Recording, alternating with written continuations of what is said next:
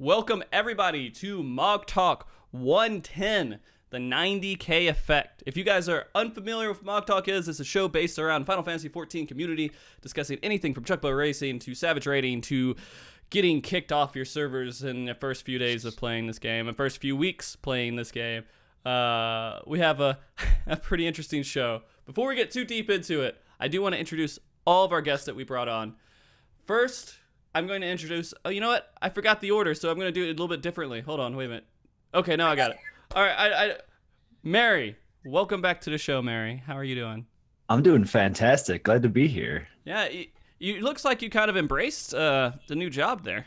Yeah, I'm in Kugane right now. That's where I'm streaming from. Yeah, that face is kind of serious, too. You know, yeah. Is that your new I just haircut? murdered. Yeah. Do you like that haircut? Yeah, it's a new hairstyle. It came out in Stormblood. Oh, okay. Okay. I went to the esthetician.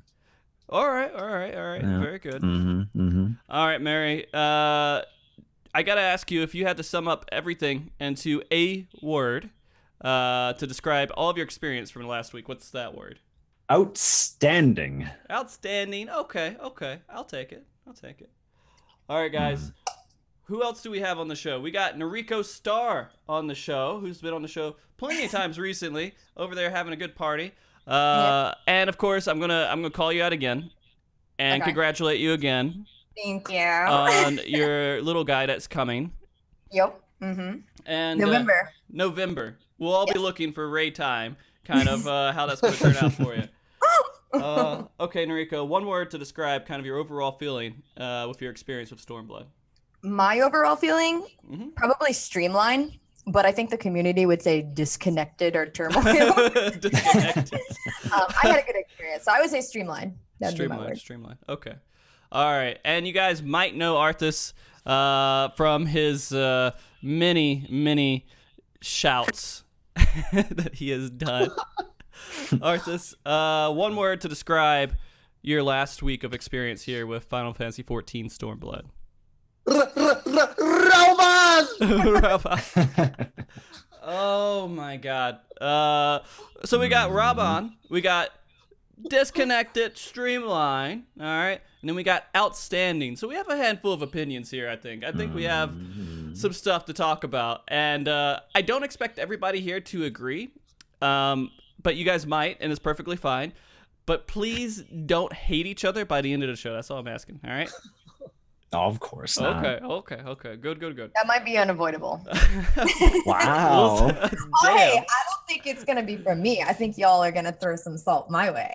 I might. I mean, you getting it through Raban like immediately was the thing that kind of salted me up a little bit, but I'll be okay. Okay.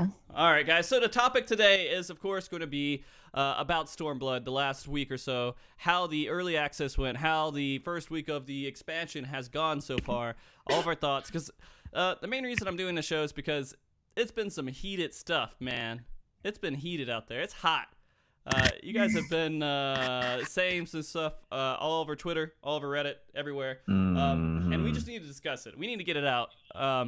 And let's just do that. I want to start off here first, kind of with early access and how that went. Early access was only a handful of days, right? Well, how many days did we have? 4? Friday, Saturday, Sunday, Monday? Yeah, 4. 4? 4 days. And I don't think people were happy about early access. I don't think that there's a lot of... Depends who you ask. Okay, I think she's working on it. She's trying to piss us off. Okay, and my mic already start going crazy. Here we go. I don't know. Sometimes I'll adjust in OBS as well. But first thing I'm going to ask you guys, and I'll ask you each here, kind of how your early access went. And Nariko, you're last. All right, okay. You're going to be last here. So Merri, kind of explain your 4 days of early access. Well, day 1, I managed to get in, and like right when the servers came up, and things were, you know, difficult as you would expect. And I basically spent most of the first day just getting Samurai to 60, and I succeeded. Okay. So I didn't touch any of the story, so I didn't know the horrors of Raban X yet. But As soon as I hit that wall, I did not cross it until they fixed it. Yep. So I was there with you there too, man. But I didn't want to level up another job. I was there with a paladin the entire time, waiting to get past that wall. I had stuff to do. I did PvP, House of the Dead, roulettes, everything. So yeah, there was stuff to do. So it took you two days, is that right? 2-3 days? Yeah, because Sunday morning is when they fixed it, I think, and that's when I got through. When I got there, there was like 2 people. I was like, well, they fixed it. Nobody's here, so. What if you don't mind me asking, what level were you on Samurai when you got through Raban? 64. Okay. 64. Oh, so good. Just doing fates. I was like, well, I guess I'll do fates in PvP. So Okay. Yeah. So, I mean, when you hit that wall, how long did you try to actually go through? I'd say total, like actual time spent at Raban, probably about 10 or 11 hours. Okay. And did you just kind of hit a point to where you're like, I'm just gonna have to wait and just do other things? Basically. Okay. All right. And then you spent a day or so after that, 2 days, about 2 days, right? Actually doing content with Samurai. How did that go after you got past Raban? So once I got past it, I just did the story and immersed myself in it and had an absolutely amazing time. So how long did I'm imagining your temperature was pretty. You know what? I'll ask this question to everybody afterwards, or actually to Arthars afterwards too. You too, because it doesn't matter if Nariko. It's not relevant to her. Arthars, tell me about your early access experience. I'm actually very surprised that I logged in as soon as the server is up, because not just expansion, right? Since patches for Chocobo server, Mana Data Center, JP Prime Time, every single time it will crash, without doubt, you know? Like in Heaven's Word, I spent 6 hours before I can even log in to play the game, even get to the foundation, 6 hours. You know, your server will be down, you know, and then when you queue up, and then when it's your turn, they'll tell you, you know, your world is not available, and then maintenance, and then when you come back again, queue again, get into foundation, area full, kick you out, queue for another 3 hours, you know? So it was pretty bad for Heaven's Word. So this time I was able to immediately log in. I was in shock on stream, you know, I was like expecting this to be a 6-hour logging in stream. And from there on, everything was really smooth. Like everybody was in game, no server issues, stability is there. And then and then of course, when you hit Raoban. So it took me about 15 minutes when I got to the Raoban stage, when the server came up. And then I spent the next 10 hours over there. 10 but hours. I was doing accounts at the same time, you know. When I say 10 hours, I don't mean like, you know, I do some fates. Okay, I did some fates. But when I start the 10 hours calculation is where I just stood there and click on it. So I level both accounts at the same time. So I'll be alternate tabbing the whole time. I'm doing story too at the same time. I'm doing quests at the same time. So both my account get the Raoban, right? And then I was like, I'm not gonna spend time clicking here. But my primary objective was always to, you know, I'm not like the samurai or the red mages, you know, when they set out their goals, when Stormblood comes out, it's like, I want to level red mage, I want to level samurai. That's their problem, right? That's their objective, right? Yeah. Okay. It's okay. My main concern is to get past the story with my ninja, you know. I want to hit 6. I don't really expect to hit 70 on day 1. Usually I do really slow progress because I'm not looking forward to Stormblood. Not because of the content. I don't look forward towards the leveling process because of the server issue. Not just the grinding, like I told you about the server issues, right? I don't look forward to 6 hours of logging. I don't look forward to alternate tabbing the next 3 days, getting 2 accounts to level cap at the same time. I don't look forward to crashing. But this time, somehow, all those issues were solved. So I was like, this is really good until Raoban, you know? Okay. And I tell myself, you know, wait, are we talking about Raoban thing now? Because we're talking about your early access life. How that went for you. We'll talk the Raoban later, right? Okay. We can talk about aside it. From the we'll talk about Raoban. Wow, really? No, I mean, just rough summary. You got stuck on Raoban for... Yeah. Okay. We can go into detail about it later. Yeah, so I was like, okay, let's try to be productive. I got 2 accounts, right? I'm not going to be alternate tabbing, click. So I just went to level samurai a little bit. But my main desire is still go through the main story. So as soon as my meal go through, I will then get my main over. So do you know how bad it was? In the first 2 hours, you're like, yeah, this shouldn't be bad. Maybe 3 hours. And then when you get to 3 hours, maybe 4, and then you get to the point that, am I going to get past it? Even if I get past this, is my next account going to get past? Because I can't just progress on one character. It will be out of sync. I'll be doing double work. I want them to be together, you know. I / follow Arthars, you know, fly around, run around.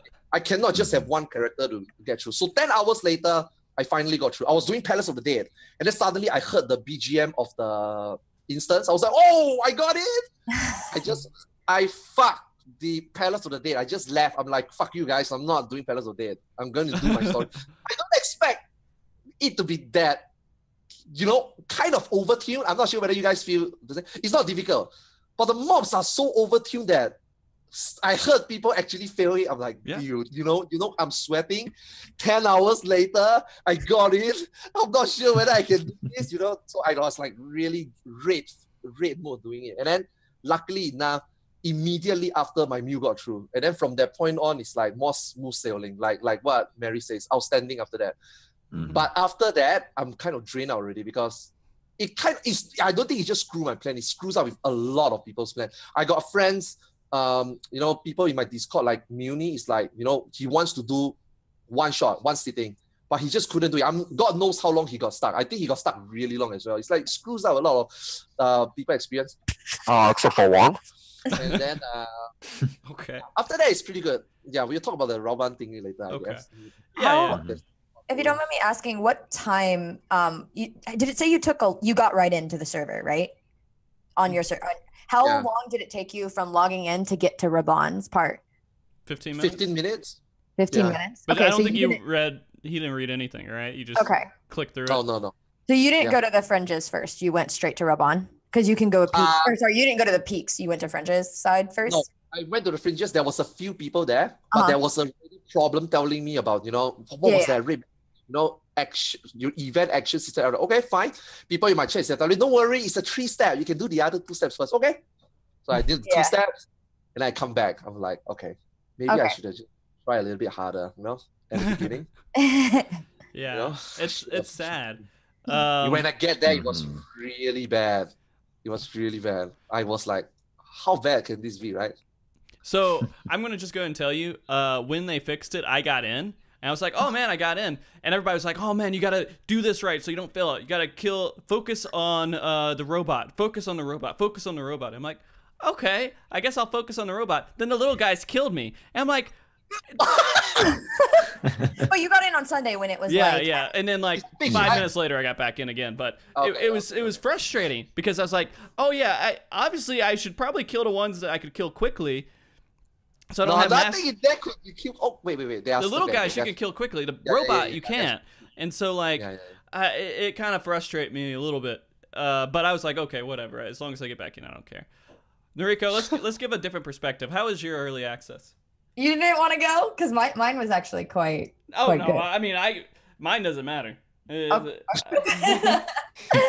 Okay. Yeah, so my early access was actually quite good. I did get stuck on Raban, but not for as long as everyone else. I only got stuck about 2 hours. I went in with a group of 3. Well, I went in with 3 others. So our goal was to get server first 70s, if not like place really high, like very quickly. So I don't know. I do that every expansion. I just try and go fast. Gotta go fast. Right. And so we actually made the decision to go to right when you get to like the Rauger's Reach, you have the split where you could go to Raban or you could go to Peaks. We didn't know about Raban because we got there very fast, like how with Arthars, I think we got there about 10.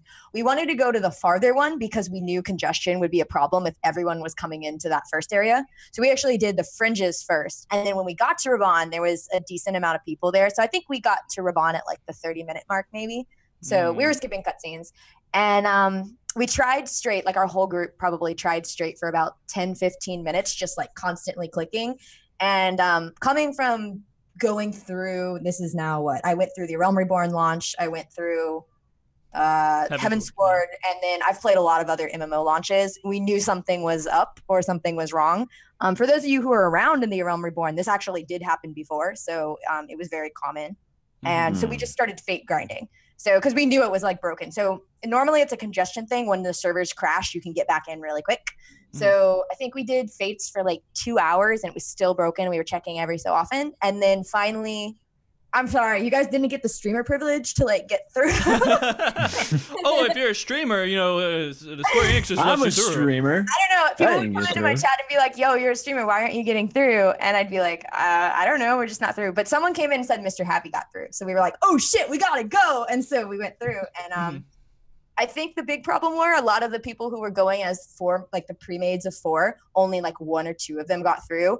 In about 40 minutes, all 4 of us got through. So we were extremely lucky. And at that point, it was pretty much how you guys said, smooth sailing all the way. I think we hit 70. Kai hit 71st. I hit 72nd. I think Sindolf hit 73rd and Jethard 4th. So we had, it was like 20 hours and I think 53 minutes, 16 seconds or something like that. So yeah, the straight grind. Yeah. How was that not sleeping to do that whole thing? That was actually not that bad. Surprisingly, I wasn't stuck. Raban was the least of my worries. The thing that we got stuck on the longest, I was 70 before we did the 59 main scenario quest. The 59 main scenario quest, we actually got locked out of longer than Raban. It was probably about 5 hours, maybe. And then I finally got through that. And then the other part we experienced, that was when all the DCs started. If you guys remember, just like getting flat out DC'd from the game, not doing anything. It was during Azima Steps, the OVO instance. I don't want to like give too much away, but it was where you needed to be on the OVO. And we would just I got through it very easily, but my 3 other people would just DC during the instance. And that instance is like a 20-minute long instance. So I like how you said my 3 other people. Oh, wait, how else should I refer to them? My friends. My friends, okay. It's like you're saying my people, my 3 people. My people. Sorry. No. Fellow adventurers. It sounded weird. But no, I got you. Yeah. So, I mean, for me, that's why I would probably say streamline. I realize a lot of the community got stuck behind that. And I know like a lot of people from my FC got stuck behind that. And I think at one point it was open at the beginning. The things we saw at the beginning of Raban looked very server congestion to what we saw in A Realm Reborn. But at one point, I think they just locked it. And that's where you guys probably got stuck behind. So, yeah, they locked it up pretty rough. And for me, it was frustrating. All right. So when I was going through this whole process, I knew there's going to be problems and there were going to be issues. That's the reason why I went to sleep. Like I logged into the server, and once I got in, I just logged out. And I was like, I'll do this in the morning. And then I found out there were issues. I was like, well, I guess I kind of lucked out. You know, it's been like 8 hours. People have been having issues. They fixed it by now. I don't have to worry about it. I think by the 6-hour mark, it was officially locked for a really long time. I know there were some people who got in after. There was a time on Sargatanas at about, I think, 24 hours in where Sargatanas crashed and a lot of people got kicked off, and then people got through who came in right away. But after that, I think it was a congestion similar to what we saw in A Realm Reborn. Yeah. And that's kind of one of the sad points to all this too, is that it's similar to an issue that they've had before. And so a lot of people were upset. I want to talk about this a little bit because it's important to talk about this. There are a lot of people who were pissed. And I want to ask Merri, Arthars, you guys had it a lot worse. How was there a point to where you were just infuriated, you hated everything Square Enix for a little bit? You're just like, I'm done with this. I can't stand this. And then once you got through, maybe you snapped out of that. But tell me, were you guys feeling that? Merri? So I never got angry. Okay. I was just upset. I was disappointed. And a little defeated because I was really excited and really looking forward to getting through the story and everything like that. And so basically I was just, I was defeated. I was like, oh, okay, well, I guess I'll just try again tomorrow. When I got through, for a little bit, I was still kind of just like, oh, I can't believe that took so long. But once I started going and I just kind of immersed myself in the story, I just forgot all about it because I was enjoying myself so much. Arthars? Wow, it was pretty mixed because, for MMO, right, regardless of expansion or regardless of release, getting congestion is something that we all expected. I'm pretty sure every one of us, 99.99%, except for the few maybe first time play MMO, thinking that, oh my God, you make me waste 1 day of time playing, you should compensate me, those ignorant guys. But other than that, normal player would know what to expect on the launch. You expect crash, you expect server congestion, you expect area congestion, you expect unable to lock in issue. We all expect that. Since a Realm Reborn, since Heaven's Word, we all expect that. A Realm Reborn, I actually have to queue for 7 hours to get in sometime. It was that bad. So we all expected that. No problem, So my mixed feeling was, why was this launch so smooth for the JP server this time? Peak hour, Friday night, 7 p.m. JP time. Everybody don't have to work. Early access, So why is the server so smooth? So I was really happy with it. I was like, dude, as I was streaming the first few hours, I keep telling people, you have no idea how happy I am. I should not be here, I was stuck at Rauban though, but I was saying this, even though I got stuck at Rauban for the first 1 or 2 hours, I was like, how bad can this be? Yeah, this is not bad. The congestion is there, or we can still play the game. You see, guys, I can still, my meal is queuing up while I can, not queuing up, spamming, while I can still do Palace of the Day. I just press 1, 2, 3, alternate tab, click Rauban, 1, 2, 3, alternate tab, click Rauban, It's not that bad. I'm grateful that I'm here doing something else. It's just like those people who level rate make Samurai first, they are grateful that, you can't do story, fine, you can do something else, right? So, the mood was okay. And then when it gets to the 4th, 5th, 6th hour mark, I start to get, I'm not angry. I start to get really frustrated. I'm like, okay, we all expected what I just said earlier, but no one expected this. Does Square Enix not expected this? We start speculating. Do they know? We start speculating. Is there a problem? So Square Enix released a statement, right? And say that they understand. Please try a while after people finish, right? 5 hours in, you are telling me that, oh, wow, please wait, don't get, just wait patiently for people to finish before you try. How the fuck am I going to know when people finish? I'm here 5 hours. If you were to tell me that there's a something problem, I try later, maybe I will do something else. I will go to sleep. I honestly tell you, I want to go to sleep at the 5 hour mark point. But I didn't know how long am I going to wait. I really wait 5 hours. How bad can this be? How about 6? How about 7? How about 8? How about 9? And then when the 10-hour hit is where I almost snapped. I was, right? Standard Twitch chat, standard, players. Hey, Arthars, why are you still here? Oh my God, you're still level 62. Oh my God, my samurai is already 60. Oh my God, I'm gonna come and queue Rauban with you. I'm like, dude, this is where the breaking point comes in. People who had objective playing samurai, playing Remage, fine, that is your objective. Anyway, Square Enix wanted it to be like that, because that will at least throw 40-30% of the population out of the main story, right? But the 70% of us that really care, just want to do story, want to get our main job outside the samurai and Remage, to go forward, right? So now you're telling me these people are coming in? Samurai are coming in to click Rauban and shit, I'm like, okay. So the 10 hours offer me, okay, for my case, at least I can still do something on my meal. But for the other people who not sure when to expect, how long are we going to expect this? Those people actually wasted 10 hours. After that, I heard people use, some of my viewers in my stream is like using 14 hours, 15 hours. When I get past Pippin, they are still there. I'm like, wow. There's zero progression. For those that play Samurai and Red Mage, they progress something. They are at your stage now. Wow, you progress nothing. I don't want to use the word fair or not fair. It's just early access. We got 1 month before raiding begins. At the end of the day, I think that's fine. But for us to just stand there and waste that 10 hours and then get exhausted, everything just screw up, that if you were to just tell us that we are facing problem, maybe we will bring the servers down. I'm not sure whether it will help, I don't know why they didn't bring the maintenance. Like, I don't know why there wasn't a maintenance. In A Realm Reborn, we saw multiple maintenances, and I honestly think that would have helped, because I think there were a lot of people queuing. And if they would have just brought the maintenance for about an hour and just tried to fix it or see it, I think a lot of people actually would have gotten through easier. Not just that, like people like us who care, we will, 1 hour maintenance. We will try logging in 45 minutes, early finish maintenance. We getting through. People who doesn't want to try. Okay, this is a problem. Maybe I should take a nap. 5 hours later, I will come back and try. And then those people who doesn't care, maybe they can go to bed. Or those people who want to try later, can do that later. But no one there, right? I mean, I'm not sure how many people. There are thousands of people in one server, 10,000s of people literally standing there, not sure what to expect. How long are we going to wait for this? You know, your statement says that, you know, we know the congestions. Please wait for people to finish for a while. Like, come on, man. This is the third quest. 10 minutes in.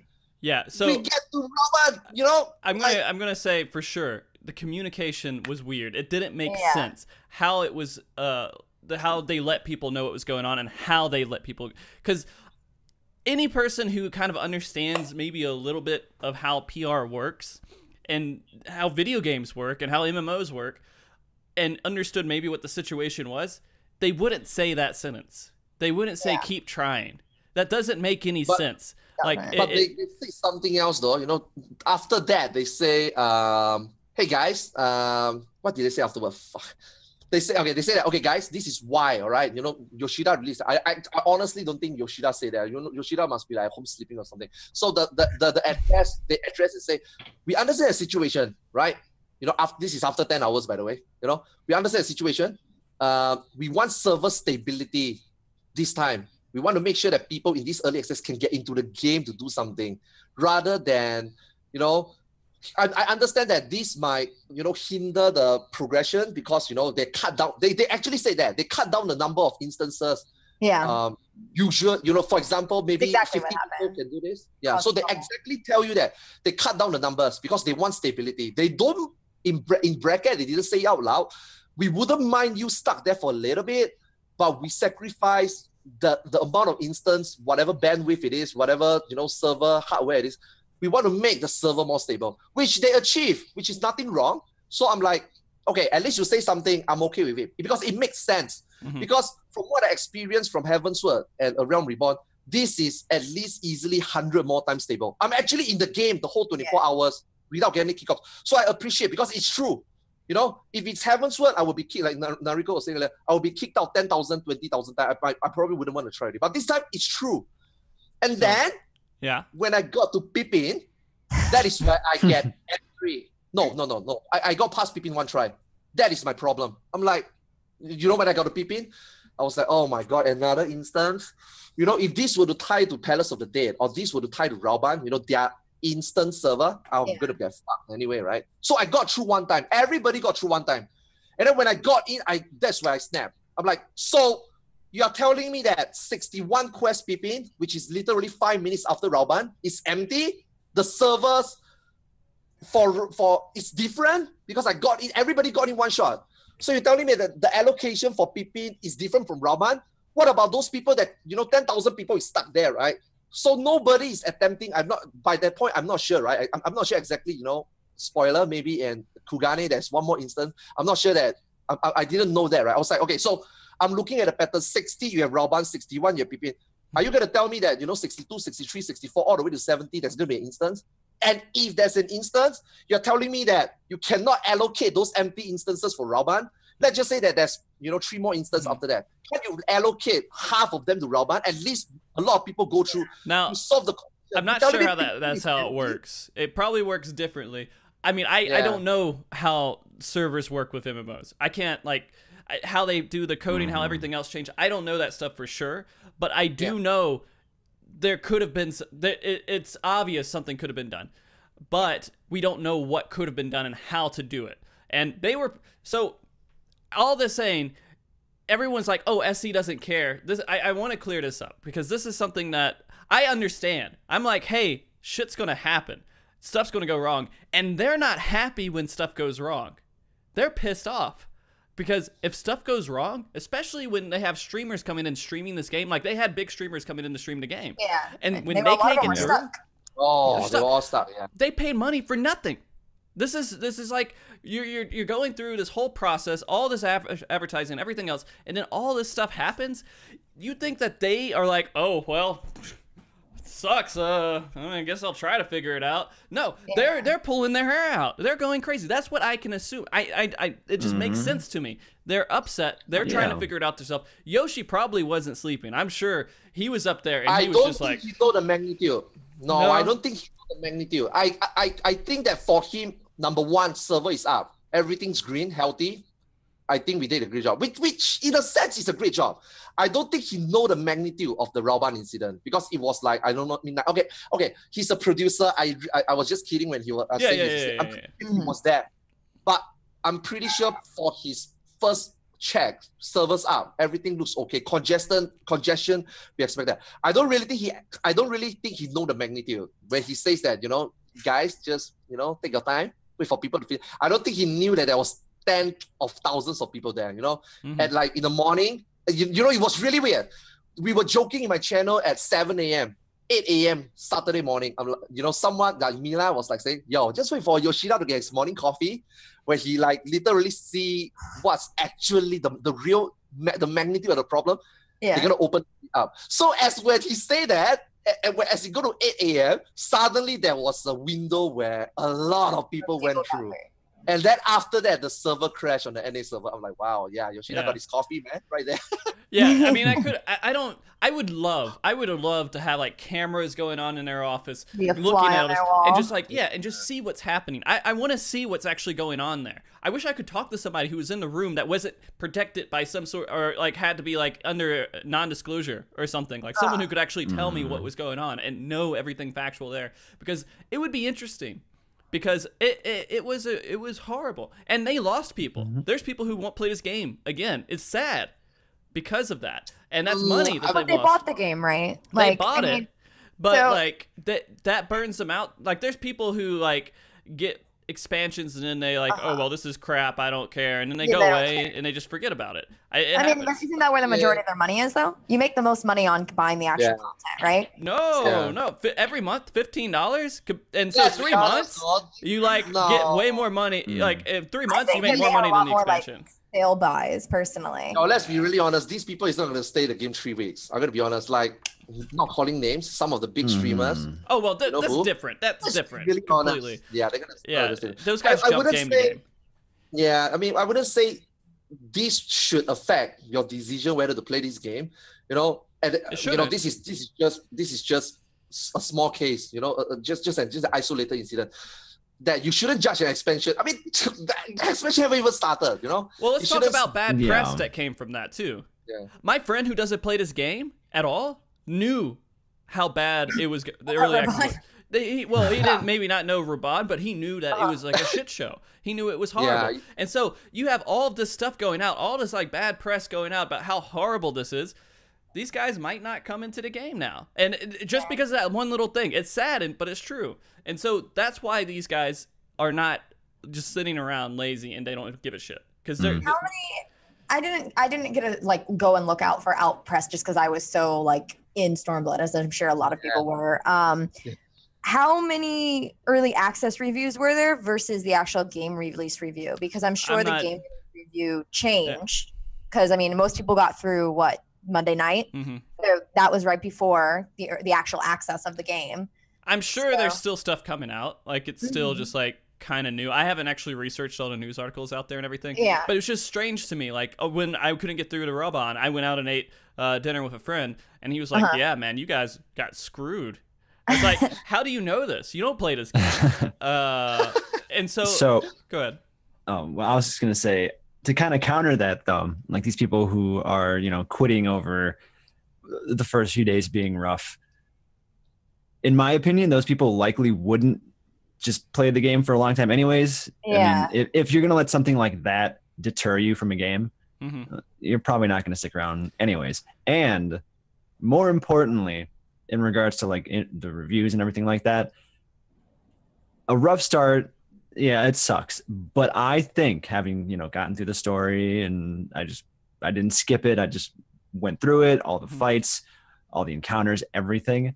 I think that the quality of Stormblood will far and away just completely overshadow the launch issues. Yeah, and so I agree with you. I think that like eventually this might turn around, and if all goes well, they will actually get the positive stuff out there that will bring more people into the game. I definitely think that, because I mean, A Realm Reborn, I actually think we saw more problems in A Realm Reborn and similar problems to this, and most people will say that was a successful relaunch of the game at this point. So there were more server problems in A Realm Reborn's launch than there was at Raban, surprisingly. So I definitely think it might be a time thing. Like right now, obviously we're a week and a day out. So obviously it's fresh, But I think if you look at this down, like I agree with what Merri's saying. I haven't done this. I haven't watched the story, but if it's really as good as he's saying, though, I definitely think that people will look at that and be like, okay. Because I mean, a lot of the people that would play were they even early access? A lot of like good reviews you would get, they might not experience that. There's still, I'm sure, people who are going to pick it up within the next week and try it out. Right. So I mean, that takes you for the first week, and that might hurt your sales, but. I had a friend who was, I was doing Susano last night. He messaged me on Steam and just said, hey, you know, how's the game going? I'm like, yeah, it was a little rough, but it's good. It's great. I'm having fun with it now. He's like, yeah, man, Samurai looks pretty cool. It's like, I've never thought this person would ever pick up an MMO, but he was actually interested in the game because he saw some other stuff. And so there is a likelihood that the community will grow and we'll get a lot more people into the game. We'll just have to see how that pans out over the next couple of months, I think. Yo, I gotta say, man, the stage they set up for Stormblood is really good. Like, Raoban is something that maybe we will remember, but it wouldn't be something that you would, at the end of the day, judge. Arthars, Merri, how long did it take you to not be angry? Like, that release, and you were just like, I'm kind of happy now that I'm playing the game. That just like maybe like an hour. Yeah. What do you think about that? The moment I got past that, like, for me, it's mixed, right? I expected something else that always happened, like server crashes, but not this time. And it's just a Raoban, frustrated, but like I say, I think it was, as in terms of launch and stability, I think they got it. Just the Raoban just came out from, I mean, he's a meme now, so. Yeah. I mean, for me, I was frustrated. Like, I didn't say anything bad because I was like, I know this is not something that is, you know, what people like. It did seem ridiculous after 2 days. You're like, man, this isn't fixed. This is, come on, you know, and you just feel all that tension in there, and it's like building up, and you're just like, man, I'm not really happy. I'm pretty mad. I think the NA got it worse. Oh, the same exact problem was in A Realm Reborn. And the reason a lot more people got through was because we had server maintenances and people got kicked off. And so, like, I honestly think this problem has existed. This is a core game. Like, they looked at it. They're like, there's nothing we can do. It's server congestion. But they wanted, like Arthars was saying, they wanted server stability. No one got kicked off. And because of that, that's what caused this, like, chain of events. And, I mean, Heavensward, I think we actually, the reason, for me, Heavensward was actually probably the smoothest, expansion launch. Yeah. I think we actually would have seen this same problem if there was a solo instance as quickly as there was in Raban. That's the only reason we saw this. Everyone got gated at a point, which just caused a really bad storm of, like, continuously happening. So if we would have, I think the first solo instance that you had, there you go. I think the first solo instance that we actually had in Heavensward was like 54 or 55. And by that, the chain, everyone's kind of, you know, the leveling's tapered off. So everyone's, people who are going to go fast are there. The people who are, like, it was a good leveling, but we just got gated at level, 60 in this instance. Oh my god. Yeah. So it's literally the cause of it. I think if they would have considered making these, and not to mention all of the solo instances in Stormblood are a lot more elaborate than they have been in the past. And A Realm Reborn, I think we saw it at like 52. I know our job quest, we got locked. It's very similar to this as well. So I would say that I actually liked the instance. I liked how it was going. I'm going to say Gwen. I can't say the rest of his name, but Gwen is my favorite character they've ever put in this game. And I'm really upset. Just know that. I'm not going to go into spoilers, but I am upset. But yeah, no, like that whole going into that instance, that was good because it kind of drew you in. It was like a starting point, and you're just like, hey, this is like feeling kind of strong and epic. It was a long instance, but they didn't, I guess, see what was going on and find a solution for it before the expansion was launched, which they need to have somebody looking at this and saying, all right, we're going to have huge congestion. We know that this is going to be a problem. Let's find a solution that's better than players clicking on them constantly. Whether we do like a dungeon queue and everybody just gets in a queue, and it may say you might not get in for 2 hours, but I'd rather have an assurance of 2 hours than luck for 48. Yes. So, I mean, these things kind of have to, I think if they could try to achieve that, that would be great. But I mean, like, go ahead. 5.0, we should see 5.0. I mean, this problem is there. It's, you know, it's not gonna go away already. They know that. I'm pretty sure 5.0 they will either drag it out like Heavensward, like Nariko just said, or like you say, there's going to be an instance because this is pretty big, and I don't think like this time they achieved server stability, but they couldn't. I'm not sure. Again, I'm not sure whether they know. Yeah, I'm not sure whether they know the magnitude of the problem at the point of time, but this time at least they know that they achieved stability. Let's give them that. They really did it. Yeah, and they also said it. They sacrificed instances for that. So they really did it, and this next time maybe we will see some changes. Definitely. I mean, you look at Heavensward. You look at Stormblood compared to Heavensward. Throughout the whole leveling, to 70 thingy, they learned so much from. I mean, we can talk about it later. All the parts, but as a whole, they learned so much from all the mistakes in Heavensward. That's why the Stormblood, leveling. Fates, all the way up to 70 was very good. Even the jobs were really, really good. So I think in the grand scheme of things, they changed what they did in A Realm Reborn because they brought the servers down and they had complaints about that. So this time they focused on server stability, but then they got complaints about that. So it's kind of like catch-22. Which one are you going to choose? I will say during this whole process, it took me, until Sunday morning to get logged in. I was really upset, but after about an hour getting in there, 2 hours, like I start to feel that release, like that frustration was gone because I was like, I'm enjoying the game now. I'm just gonna go in there and I'm gonna enjoy the game. I went through it. I was happy. And I mean, like I watched the story. I didn't rush. I just went through it. I just said I'm gonna do everything, and like I didn't really get caught behind any more walls or anything else, and I just went through the game, and I'm really happy from that.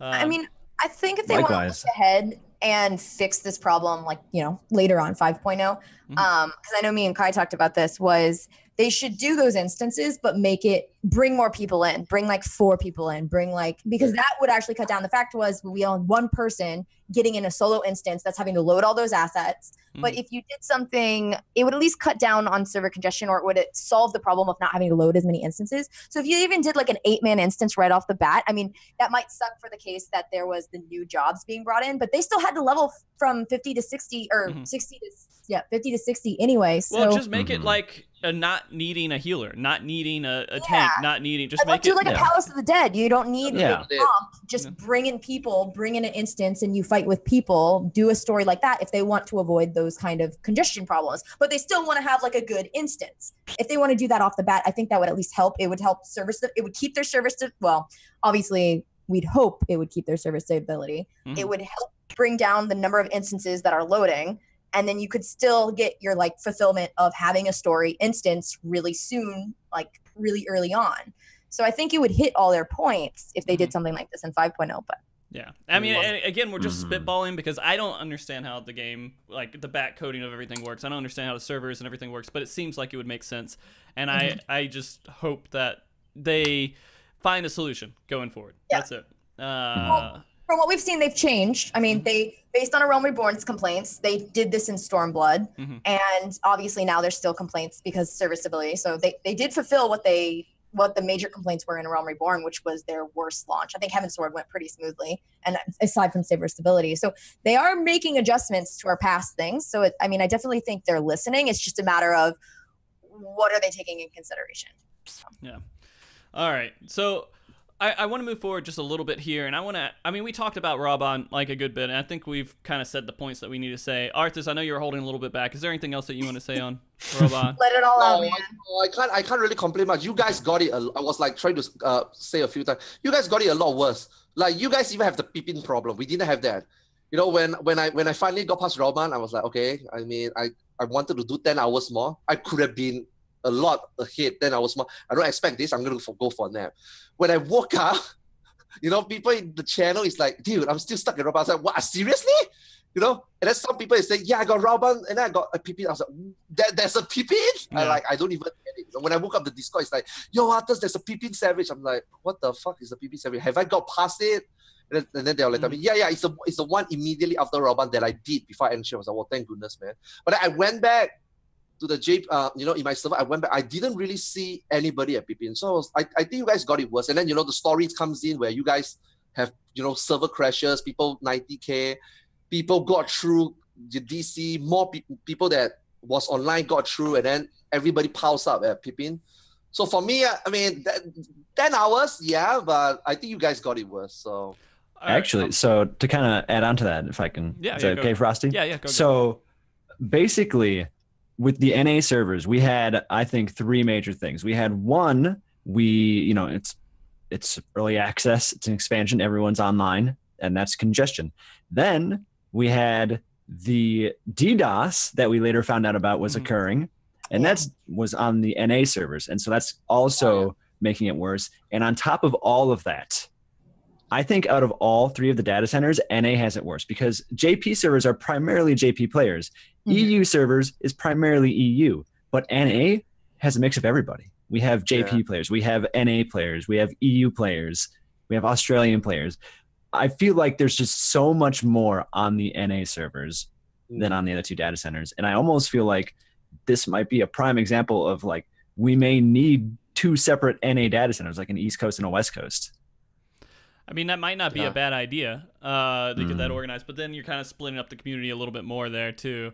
Like right now, it feels weird. It feels like Aether is the data center for NA, and then like Primal's like the secondary data center for. Frosty said it, not me. Yeah, I'm just saying. I was on Primal before. I played on Primal for years on a small server or a smallish medium, I guess.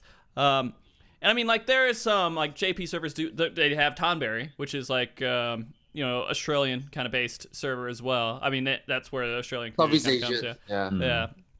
And so Southeast Asian, and so there is a little bit of mix in some of these, but it might be. I don't know how they could fix it because you don't want to limit it too much because we're going to hit this point to where the population will go down, and we don't want people spread out too much. We want to still be able to play with people.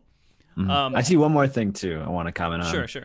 There's a lot of people, I've saw so many people who are saying that the DDoS was a hoax or false or they're just trying to cover their asses. Let me just say, to those who think it's a hoax or bullshit or whatever, they can't just immediately say, oh, it's a DDoS. They have to investigate. They have to make sure before they go out. If they said, oh, it's a DDoS, and then they were wrong, that would be really, really bad for them. And so they wanted to make absolutely certain it was a DDoS before they announced that. And on top of that, from personal experience, it was definitely like looking back, like, that's a lot of symptoms I'm used to from the Raban stuff. That was congestion to me. The stuff where we were getting DC'd, because I experienced that later on. We were just, I think the one, like the clip right at the beginning where I just got the DC randomly, that is definitely like, that is what a symptom is of like the DDoS. Doing nothing. And that I didn't hear a lot of people reporting that early on, like in the first 6 hours. I started seeing that after. So maybe it was a case of people were like, Raban, I didn't fuck you, Square Enix. I'm going to come in. So I've been, once they announced the DDoS, and then I think about, okay, makes sense because even the EU wasn't complaining a lot of the Pippin issue, so and it's also NA prime time. Everything stacks up. It kind of makes sense. Wait, did they report it's just NA server because it kind of makes sense, supposedly. Mainly NA servers. Because it makes sense. And so, I mean, there's some other things to discuss with all that. And talking about the DDoS and everything else, I mean, it's going to be really good for us to discuss on the community's response right now. You guys have been streaming a lot. You guys all streamed during a good chunk of the expansion so far, right? So you've been talking a lot with the community at the same time, and I'm sure talking about a lot of these different topics, and there have been a lot of opinions. Oh my God, I've seen so many people say so many things that made no sense at all, but that's okay. One thing that we have to kind of understand is that it's okay to be frustrated and to say you're frustrated and to say why you're frustrated, but to tell someone to go, kill themselves because you couldn't get past Robot. I mean, you're kind of like that. That's not really doing much, right? A little extreme. That's savage. So, I mean, there's some stuff out there that just kind of needs to be fixed. Did my stream die? All right. You're getting all like... Copy, Okay, hold on. I'll wait for a second here. Frosty's getting DDoS. I mean, just right when we start talking about it. I mean, it's perfect timing.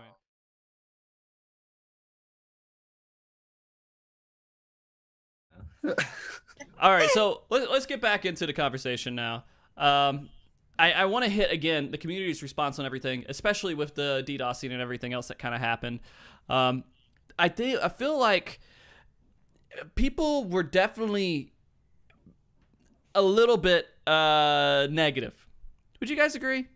People made sure their voice was heard and pretty much said that Square Enix is horrible. They don't know what they're doing. They're stupid. I saw that, not personally like on my stream. Like I heard, there were people who were frustrated, don't get me wrong, who came in and viewers and stuff. But I saw a lot more hatred on like Reddit or the official forums. That was where I saw a lot of the salt being thrown. Yeah, me too. Yeah. My stream was pretty tame. There would be like maybe one person come in, but they'd just be like obviously like trying to troll and stir up something. It's like, well, just get out of here. Or I mean, or people who were concerned and they were stuck behind Ravon and they had legitimate concerns. Like they had a right to really be upset. They were stuck behind Ravon, similar to you guys, up until like 3 days of their early access. So I completely understand with that. So I think the hatred is more from Reddit. Like the people on my channel, they got stuck as well. No one really came out and say that, you know, Square Enix is stupid. Like, you know, I keep because I keep telling them, right? I mean, it's really stable. It's just Ravan, right? But, you know, and I would say anything more than 2 hours is a little bit too much, but it's stable. But, you know, most of the people is like, man, I'm still clicking here. I'm going to give up. No one really came out and really say like, you know, oh man, they're so stupid or something. But then, you know, every now and then people start linking, oh my God, you should read this. And then, you know, point to the Reddit, the main page, you know, on that, during that time. Yeah, that was pretty bad. It's mainly, even Twitter, maybe people make some memes out of it. People vent out. So, like Nariko said, they are entitled to, because no one deserves to be, you know, on a Friday, Saturday, early access. Okay, thankfully you don't have to take day off for early access, I think, but still precious time, you know. So they deserve to vent out a little bit. But to go out and say you're stupid, you know, go kill yourself. I'm uninstalling the game. Yeah, that's a little bit too extreme. But I don't really see a lot of that. For you guys, when you guys did get stuck, did you continue fake grinding or did you go do like another thing? Because a lot of the people that I feel really bad for the people, I think Mayuni said it in chat, like who had planned on going straight with other people and then got gated. But a lot of the people that were in my FC, if they got gated, like they were like, yeah, this really sucks. But they also did crafting or they did gathering and they got like really far ahead on that really early on. And, I mean, while of course it really sucks that they couldn't go through the story, a lot of the people that I found that have played this game for a long time and were, you know, they wanted to experience the story, they just found other things to do. But I feel really bad for the people who, you know, who did plan like similar to what I did, where I want to go through it very fast. Because I know for sure if I didn't get through that, I would have been pissed off, because that's just what I do. Like Sonic. I'm not sure about the other. Like for me, I raised my hand up and say I tried.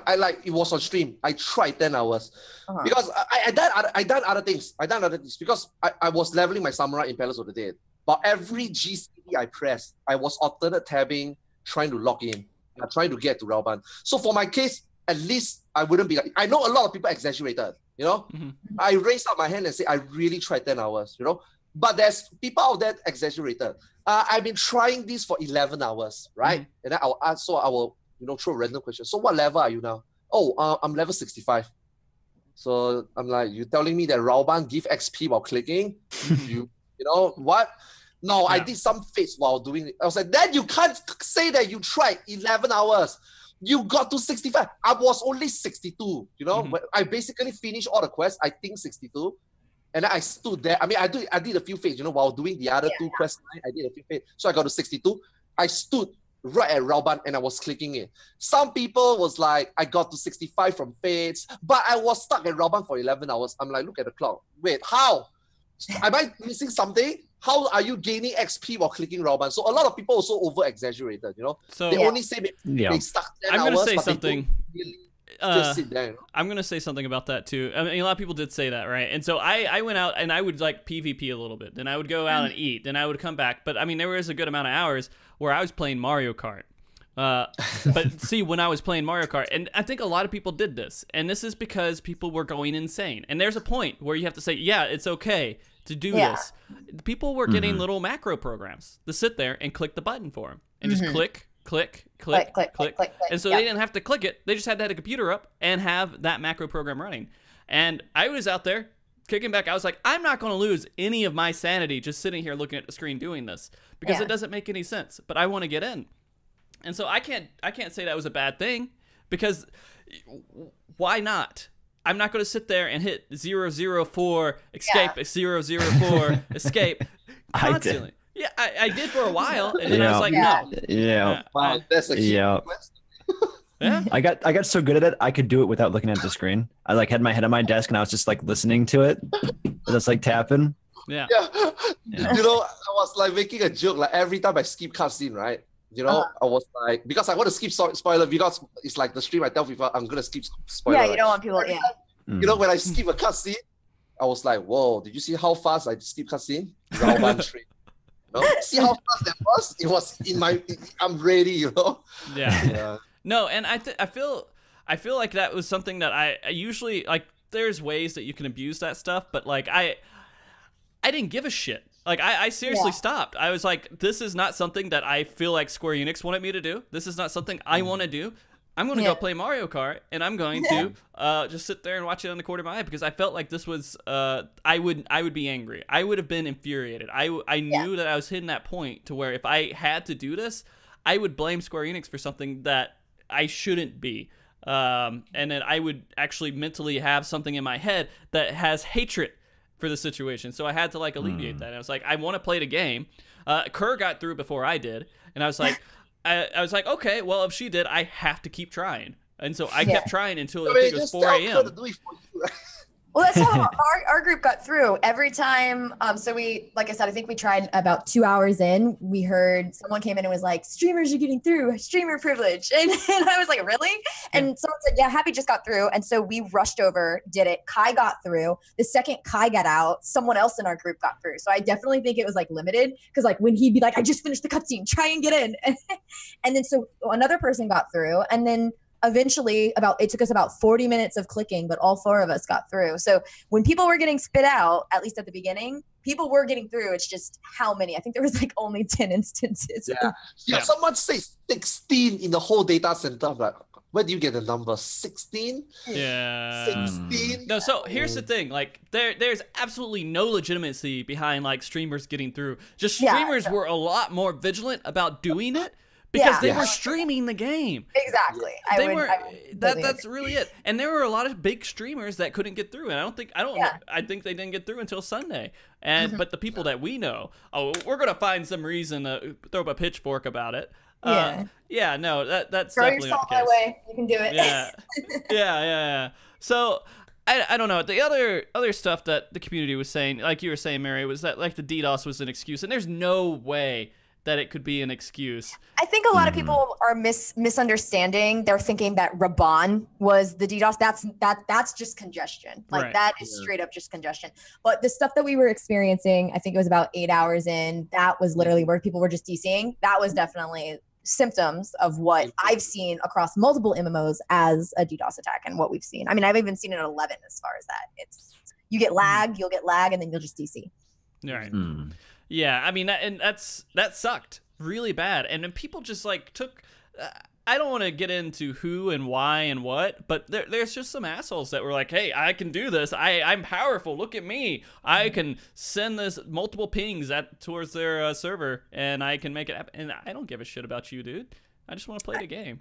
I know I mentioned this to Frosty because it was actually speculated that we would see this a lot more because of the data center we went to. Just for those of you guys who don't know, the data center that we're now on in Sacramento is where WoW also hosts their West Coast servers. And it's extremely common for during a patch release for them to get DDoSed. And so I know that a lot of the community, or at least some of the community who has played WoW before, were speculating that we would actually see a DDoS attack. So when it actually happened and they announced it, it didn't surprise me that much. Like it made sense because I was like, well, this was something that people said back in April, May that we would probably get. So, I mean, I don't know, maybe it's just having that information and knowing that, but it's definitely, I mean, people do it with WoW, and we're located at the same data center. So, right. So Square Enix, like their power isn't really like they're powerless in this situation. The people who run the data center, run the servers in wherever they took it, probably are the people who are responsible for getting hit with a DDoS and not being able to stop that, because that's their job. That's what they do. And I don't know how many choices there are for running an MMO and putting your server somewhere and doing all this other stuff. but I'm sure that where they went is supposed. If WoW's there has to be a good reason why they're there, right? Well, WoW's West Coast servers. I don't. Obviously, they have two different ones. Right? Yeah, but I mean, on the West Coast, they picked that spot. So, I mean, there's so many different things to go into that. I just know everything that did happen was not something that was like, oh, well, they're stupid. They don't know what they're doing. None of that is even remotely true. It's just stuff that happened. There's stuff they could do better. I mean, they didn't see it. They didn't have the foresight, which I don't have anymore. But, you know... okay.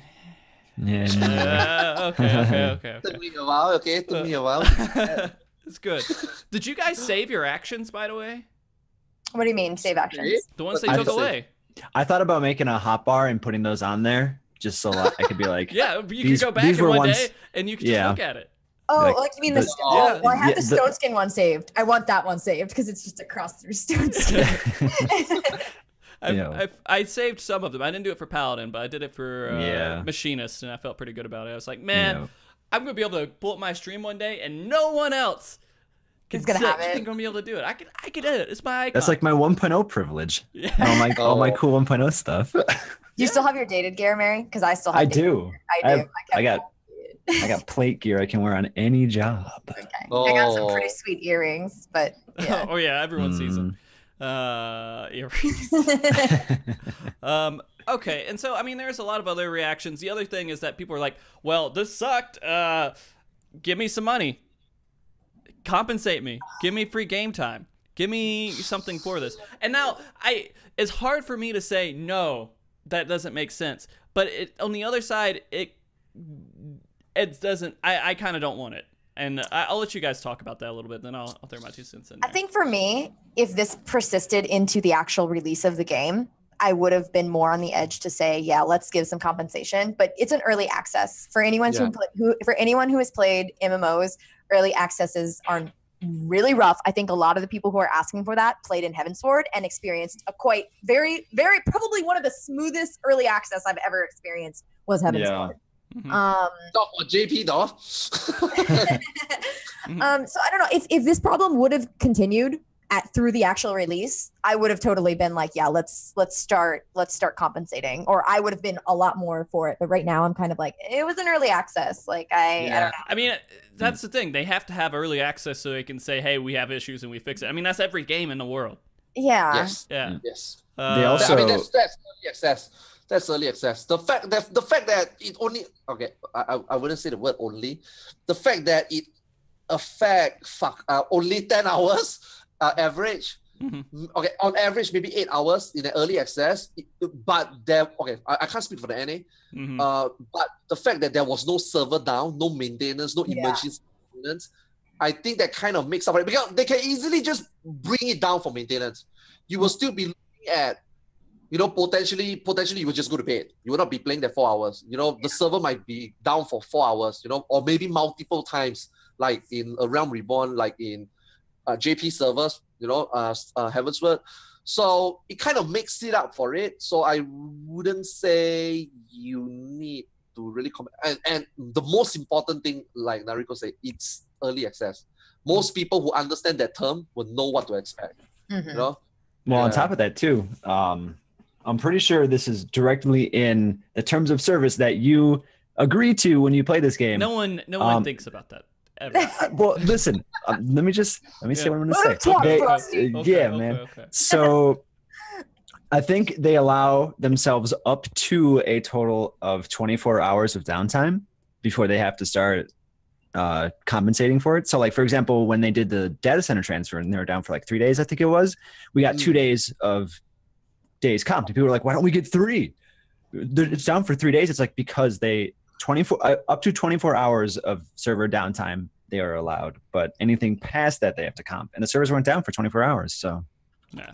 And so I want to put this in a little bit of perspective, because I did hear some stuff like, oh yeah, just give everyone a month free, make sure they get like, all right, so let's calculate that real quick.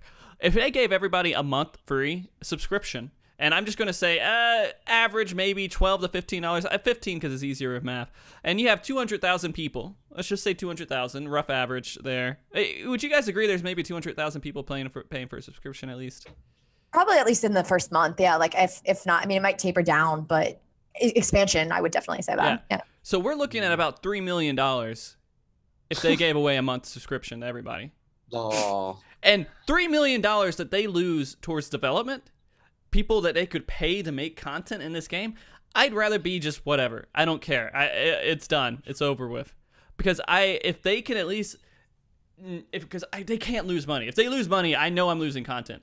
If they don't lose money, I may not get anything extra out of it, but at least I know that that's not a reason for content not coming out. If that makes any sense. That's kind of what I thought. It's like, I don't want to punish Square Enix to give me something that's worse in the end, because I had a rough start, which again, I was really angry. I will not say that I wasn't angry and upset, but I don't know. I feel like people need to understand that it's a business. Yeah, they make money.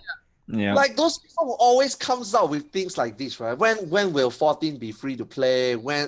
Oh my God, so return like Merri was saying, 24 hours maintenance. Why not compensate every time 24 hours back to us? Like these people are just clueless, man. Go to Reddit or something. It sucks. And the most that I can really expect is that they acknowledge what happened and say, "Hey, we're gonna do our best to make sure it doesn't happen again."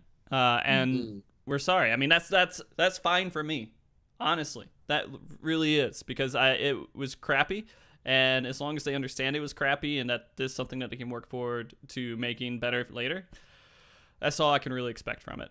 Because at the end of the day, right, you can still play something else. Okay, DDoS aside, Raoban is there to cock block you, but you can still do something else. It's not like the game died for you, Yep. Not like the game crashed, the server crashed, everything goes down in flame, and then they have to recover. It's disaster recovery. It's not like it's that magnitude, but it's like one of the biggest block for people who want to progress. But you gotta look at another perspective. The game was played. It could have been worse. On that topic it could have been worse, exactly. It could be like us skewed, right? Like all of us play 14 pretty religiously. So we're going to go and get there faster than a lot of the average players who could and play. Like they might only play maybe 2, 3, 4 hours a night. So it might not have affected them as badly as it did the people who have been waiting for this expansion for a while, like a long time. So, I mean, and we might just have a more skewed, like as far as how many people got affected, as far as how long, because I mean, I think all of us were planning at least to put 10 hours in at least the first day. I mean, I don't think it's crazy to say that. Obviously, like Frosty, you went in, you made a good choice to go play Mario Kart. Yeah. The sleep, man. The sleep. You're 8 hours. How long do you sleep? You're 8 hours sleep ahead of. I slept for 8 hours both nights. Actually, no, I slept for 8 hours. All right, so Friday morning I was sleeping, and then Friday night I was sleeping. And then when it was Saturday, I was like, this is still going on. I kept going until I got it. Yeah. And I mean, in Heaven's Sword, I think it took us like 22 hours to level. So I was ready for at least a 24-hour thing. So, I mean, I think it's just a lot of us, like, obviously, I don't know if the average player base who play this, I don't want to say casually because I don't want to shun people, but shun me all you want. Go ahead. Go ahead. Casual.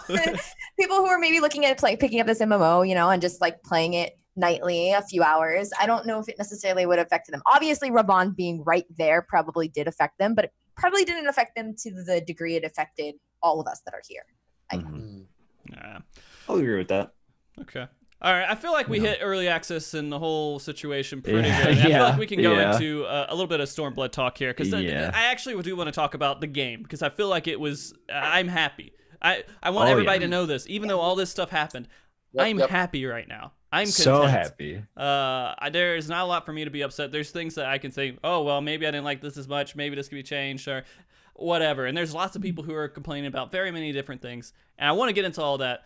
The only thing I want to sum up for that whole conversation is that I do want to see communication changed a little bit. That's all I want. I want a little bit different communication. I feel like that's the only thing that I can see 100% honest. Square Enix, maybe you want to try to improve on this. I don't even think we got the server message for Raban, we're experiencing technical difficulties to 6 or 8 hours in, right? Even if we would have seen that, maybe I was wrong and maybe I missed it, but how early did people start seeing that message? Because I only remember 6 hours. Yeah, the first 3 hours, they just keep saying that they understand that there's a congestion issue. They are working on temporary measures. And I think the temporary measures were like, you know, reallocating more, because it's not just Rauban in the beginning. I think Palace of the Dead was down as well. So they were working on that's something that you know, this is something that I was quite fascinated with. You know, they managed to actually put in temporary measures like allocating serve instances to say Palace of the Dead, and maybe some Rauban, but not enough. But they are able to do this while the server is live. I think that is amazing. That surprised me too. I thought we were going to have to take a maintenance. Yeah, they just didn't do enough.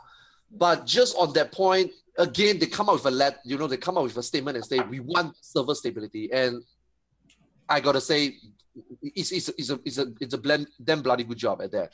Just a Rauban. But it took them a while. I think the first 3 hours, it was, you know, every 30 minutes there was intermittent, like, you know, we are working on temporary measure.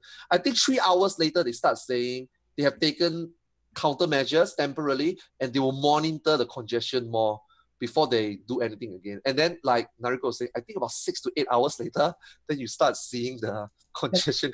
It was quite, yeah. I think if we would have got that just a little bit earlier, a lot of more people would have been nice, especially being like East Coast, West Coast. That was pretty early morning. I guess for East Coast, they got it, but I don't think we got it until like 6 a.m. or 8 a.m. So, okay. PST people. All right. And I do want to remind you guys, if you guys have any questions, feel free to ask them. We'll have a little segment at the end where we'll answer any questions, as long as it's not a billion of them. We'll try to answer all of them, just depending on what the size looks like. And just a side tangent here for a question that was asked. Nariko Kiwi asked you, how do you feel about the new solo Palace of the Dead 1 through 200 achievement title? And do you think you'll go for it? I haven't tried like solo yet, but I know the sustaining potion was added, and I think it adds like a regen effect on you, but I don't know how long it lasts. I think it's like 2 minutes. So it's definitely plausible at this point. And especially with the changes that we saw to Bard and Machinist, because I think those were the highest classes. Or no, Bard, I think, was the only class that could get the highest. Bard or like Summoner. And then we saw nerfs to Summoner's Physique, because I think it's lower potency now and it doesn't scale off of int like Red Mage does. So I'm glad that they added that. I definitely think it's possible. I don't think we'll see people. Well, I mean, maybe there's some crazy people who will try and like solo it, but like right away. I don't think I'll probably dive into that until I get like my jobs done, because right now I'm kind of like getting ready for Savage. PvE focused. Raid focused, I guess. Yeah. Okay. But yeah, if you guys have any questions, feel free to ask. Try out the sustaining potion. That's what it's called. She's a master of Palace of the Dead. Okay. Master of dying. I think a lot of people are going to be very familiar with Palace of the Dead over the next month or so, especially Red Mages and Samurais. But getting back into Stormblood here, there's a lot of stuff to talk about. I mean, there's tons of things to talk about. And I know, you guys all have different opinions on what you did in the game. Nariko, you skipped a lot over the story. Arthars, same thing. Merri, you dove into it. It was like a big part of your expansion experience. But I kind of want to just go through and kind of ask you guys things about Stormblood that kind of stand out, and you're just like, man, this game is great because of. And Arthars, tell me one thing that you can say that you're like, man, this expansion is great because of.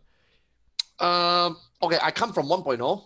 I think Merri as well. Yep. I think all of us do, except maybe not me. A certain point that I'm not sure about you guys. For me, Heaven's Word will never felt like an expansion to me, because in 1.0 we were expecting it. We wanted it. It needed to be there. We were promised that we will get it in the 1.0 cycle. We didn't get it. Yeah. Areas were already open. The steps of faith were already done in 1.0. People actually use, I'm not sure what program they use, to go through. Yeah, to go through it. Yeah. They go through it. The steps of faith, etc., was already there.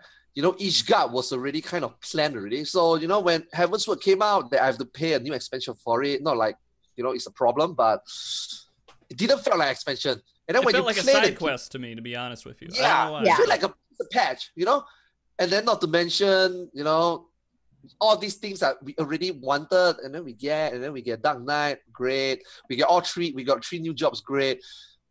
But the feel of how each guard would be, the story that we were anticipated back in 1.0 makes me didn't feel so like an expansion hype. For Stormblood though, it was really different.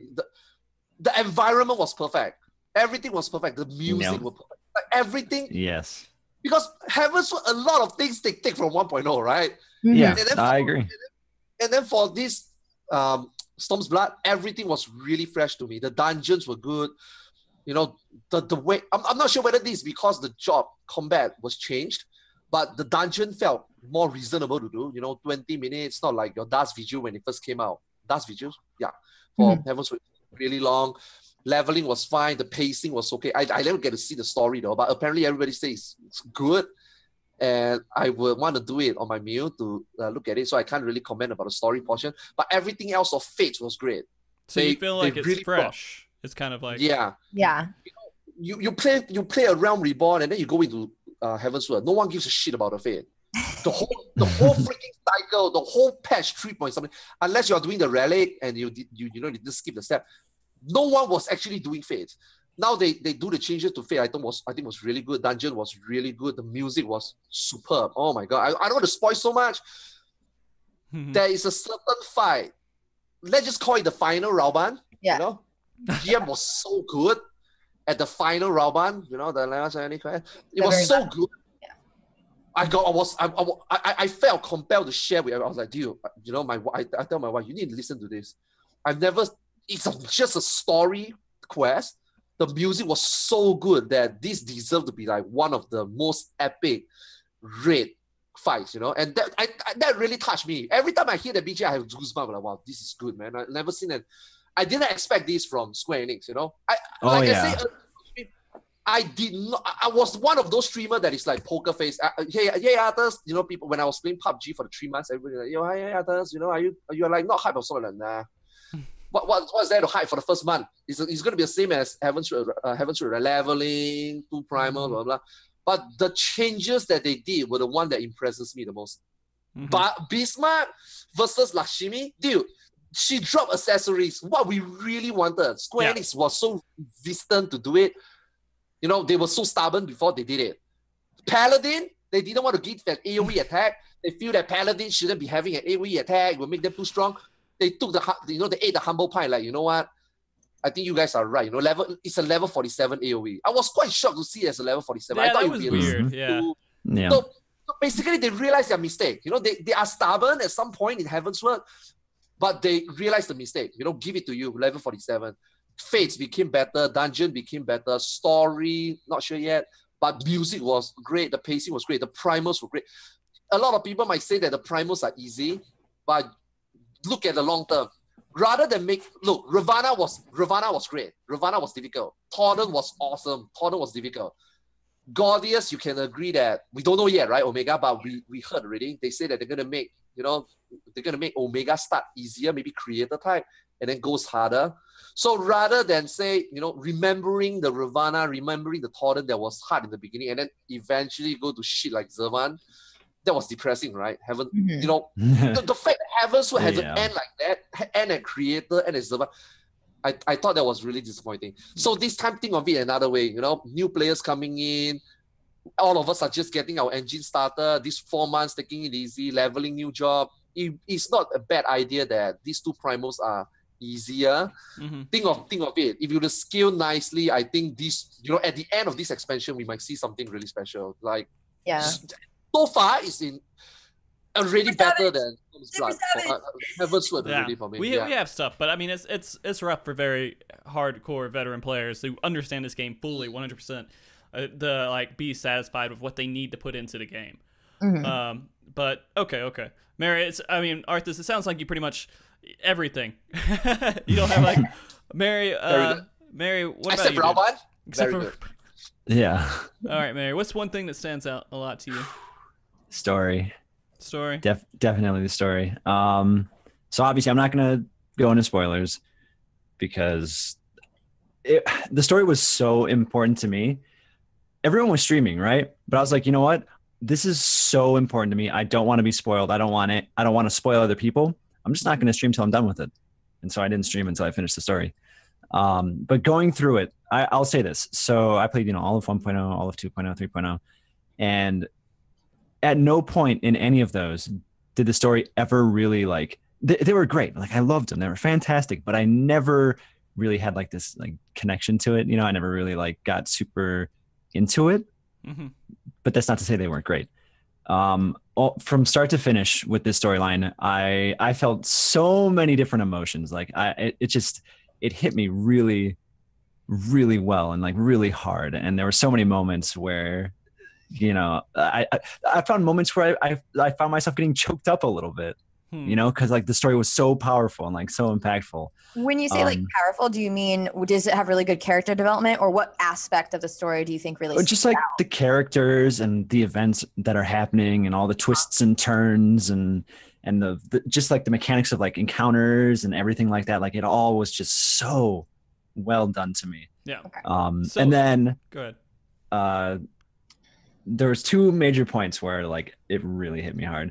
And this one kind of echoes what Arthars was saying earlier. And it's that, we expected Ishgard from 1.0, but Alamigo has always been a thing in lore since 1.0. But since 1.0, we knew the Guardians had conquered it, and it was just, we never saw it. And so that moment when you first lay eyes on Alamigo, like it just took my breath away. It's like, oh my God, finally here after all these years, 7 years, they've been talking about this city, and that there it is. That's it. So that was incredible. And then you were talking about the final fight, right, Arthars? Final round. Yeah, I agree that the music, Soken absolutely outdid himself. I'm so proud of him. He's come so far. Well, I'm glad I'm not the only one to say that. Soken really outdid himself. That last BGM was something else. Chills every time. I like to go into that fight now just because I want to hear the music, and it gives me chills, and I get like this tightness in my chest because of like other reasons with what's going on, and it's just like it's so good. It's so good. Yeah. I love it. So I mean, the story definitely. I feel like the characters. I felt like I liked the characters a little bit more. Like I felt like they had different personalities. I feel like they tried to explain things through a story of how these characters are. And there's a couple things they threw in there that didn't go into too much detail, but they're like, oh, you should understand that they're kind of like this because of this. And overall, I love video game stories. Like I am obsessed with them. I love getting sucked into a story in a video game.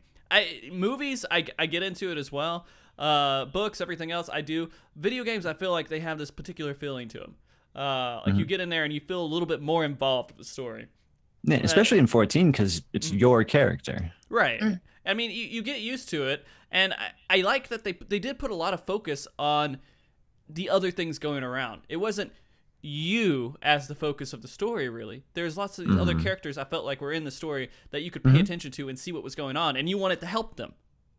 Right? You wanted to be a part of that. You wanted to go out there and be in that situation and feel good at the end of it. And you cared kind of like the outcome of some of the things, and some of the things that you get choices on what you say. You're like, I want to say this because I want to say this to this character. I don't want to be funny about it. I seriously want to say this line. I don't want to say these other lines. I mean, and honestly, 2 or 3 choices. It doesn't matter in the end, but you actually care which one you're picking because you're sucked in. And so I don't know. I feel like they did a much better job than Heavensward was a good story. I mean, it was fine, but this felt better. I felt like the story in Heavensward, I kind of went into some place I didn't ever really care about at first. Like it wasn't like something I was like, oh yeah, well that's interesting. There's castles and dragons. This is classic. All right, yeah, lots of snow. I'm Frosty. Yeah, this is great. And you get into it, and I don't know. Like I just didn't feel attached. I felt like I didn't care about the characters as much, except for the one character, right? Yeah. The one character who had a really weak shield. But I mean, like everyone else, I felt like kind of, I don't know. They were just cold. I don't know if that's just like a no, absolutely. Yeah. And I feel like even like little minor NPCs, like I care about their plight. Like it's like I want to help you. Let's do this. Like. It's just, everything felt so more connected and so much more impactful and important and dire, And I feel like, it felt serious. Yeah, it felt like this is bad. I never really felt that way in Heavensward. It's like, well, we're just gonna, we're going through and we're so powerful and blah blah blah. But this time around, it felt like that wasn't the case. Like it was really an uphill struggle. Yeah, and they wrapped the story up. And I felt like they did a good job getting. Well, I mean, they didn't wrap. They didn't but they hit a point to you like I I feel completed in a way, which it's kind of a dangerous ground that they did with that. But I felt like there was satisfaction at the end of the story. Nariko, go ahead. Sorry. Well, did you feel like, because with Heavensward, I mean, that war had been going on for ages, right? And we kind of came in at the tail end, and I mean, you kind of expect like, okay, this like your character is going to change the world sort of thing with Heavensward, because I mean that war had been long going. The Dragon War had been going on forever. But then with Stormblood, you kind of have that. I mean, they've been in oppression for so long. So did you feel like the setting itself was really what set it up to be better? I would say so, yeah, because it's like it's fresh, it's recent. You can see like, you know, the wounds are still fresh and open, and it's like everything's real and visceral, and it's not something that's been set in stone for so long. Yeah, because I mean, it's only 20 years, right? They've been in oppression. 25, yeah. Okay, yeah. So it's only been like, so I mean, it's still, I mean, that's almost a half of a lifetime for someone. So, but I'm sure there's still people, obviously, like Lise, who remember. Yeah. But, I don't know. I haven't done it yet, so it's interesting. Yeah. Well, I mean, and also, I think like, you'll like it. The game, you're fighting the Garleans. I didn't feel like I was fighting the Garleans in Heavensward. Like, but the game I thought felt for some reason is I'm supposed to be opposing these guys. They're the major threat, right? 2.0, they were kind of a big deal going into that. Yeah. And now this is our focus. Like we're zoomed in on them. Yeah. And I feel like now I actually am progressing with the story. Like this is not like just some side thing that I'm doing off that's like a big deal, but it's still a side thing. This is actually part of what I need to go into. And I don't know. I will say again, I'm really like what they did to Gwen, how that worked out, man. I felt horrible. I loved him at the very end of 3.0, 3.5, 5, whatever. Gwen's the Galka, right? Like the Galka with a little band-aid? Or well, I think he has a big hammer. Yeah. He's green. And I'm like, that guy's ridiculous. I love him. He's like the most awesome and ridiculous character in the entire game. And I was so happy they introduced him. But anyways, upset. Yeah. I won't say more than that. But Arthas, are you going to go back for the story? Do you feel like you're going to? Yeah, of course. Yeah. Okay. I would have been. I'm planning always. Because it Someone- wouldn't make sense for me to read story and alternate tab the first two accounts. I usually do that. Someone needs to go in there and just make a movie series out of. I was planning on doing that actually. Do it, Merri. Go in there. Yeah, Do it. I was planning on doing that. And also something to add on to earlier. So like with ARR and Heavensward, I never wanted to play through those stories again after I beat them. Like I beat them once and I was like, that's enough. But this one, I already want to go back through it again because I enjoyed it that much. That's good. The one thing I'll say to do is not pay attention to side quests while you're doing the main story. Like that's kind of what I felt. And I mean, you could do those side quests. They relate to what you're going on, but I feel like I don't know because I didn't do the side quests while I was doing the main story. I did a few of them when I needed to get like a little bit extra EXP, but I didn't want to be distracted from what was going on. Yeah. Also, talk to every NPC. Some of them are like every area. When you finish the area main story quest, they will open up new quests. There is this that every zone have this quest line. You know? Yeah. I mean, they are not tied to the main story. Like they're related. Like you can get a bigger feel for atmosphere and everything if you pay attention to it. But if you're not paying attention to it, don't do it. Like if you're not going to read the quest, because it's going to feel like you're just going and taxiing around and picking stuff up. But if you actually read and understand what's going on and relate it to the story, maybe that will help your experience. But most people will get kind of burned out on that, I think. I mean, if you are more than level 63 after Rauban, you don't need to do much. It's true. Most people didn't need to do it at all. I feel like this is a given. Most people probably know this by now. But if you're going through your story, make sure you talk to NPCs that aren't just like the next person to progress the quest. Yeah. Because everyone has stuff to say. 1.0 was really notorious for giving away stuff like that. If you talk to all the quests, I know A Realm Reborn kind of did that, but I know in 1.0 that was, you could get like a whole spiel from characters. So I'm glad that if that was there brought back, because in Heavensward I didn't feel like that was that big. Yeah. But a little less so. It was definitely there, but like now it's like you might have a group of like 5 people standing around and one of them advances the quest and the others are just like with you. But if you talk to them, they all have something to say that's like fleshes the story out even more. So make sure you talk to everyone before you progress. The only thing I'm going to play devil's advocate and just say, if you don't watch stories a lot and you skip cutscenes, don't do it. But if you do, because I mean, those people will get burned out on those quests. I for some reason, I feel like it's going to taint it in that regard. But if you care about story and you want to know more about the story, then you definitely should. It's like, I don't know, like a director's cut. Like, well, I wasn't talking about those, if that's what you thought. Oh, okay. You mean just actually talk to them and see what they respond to when you click on them? Not the side quest NPCs. Like, let's say during a main scenario. Yeah, like main scenario. Let's say you're doing a scenario and there's like 5 NPCs who are part of the main scenario. Talk to all of them. Oh, you talk to them before you. Okay. If there's like one that has like a little mini thing, talk to all of them. They used to do that. Yeah. They used to put all these like extra tidbits in 1.0 on them. Like I'm just gonna throw an example. Like, let's say it's Lise and fucking. Can you remember any other character name? Well, I was trying to do an imaginary setting, so like Lise and Papa Limo. Okay. And Lise will advance the quest. If you talk to Papa Limo, he'll have something else to say. Yeah. That'll like flesh out the story. And it takes 2 seconds to talk to him. Yeah. I gotcha.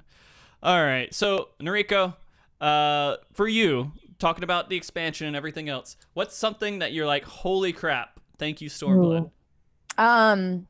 This probably goes back to like the one word relating to what I thought, which was streamline. The quickness in which you level is, I think, done very well. There's so many different options that you can do. And I haven't done the story yet. So, I mean, if I wasn't on MogTalk today, I'd be doing the story right now. Okay. So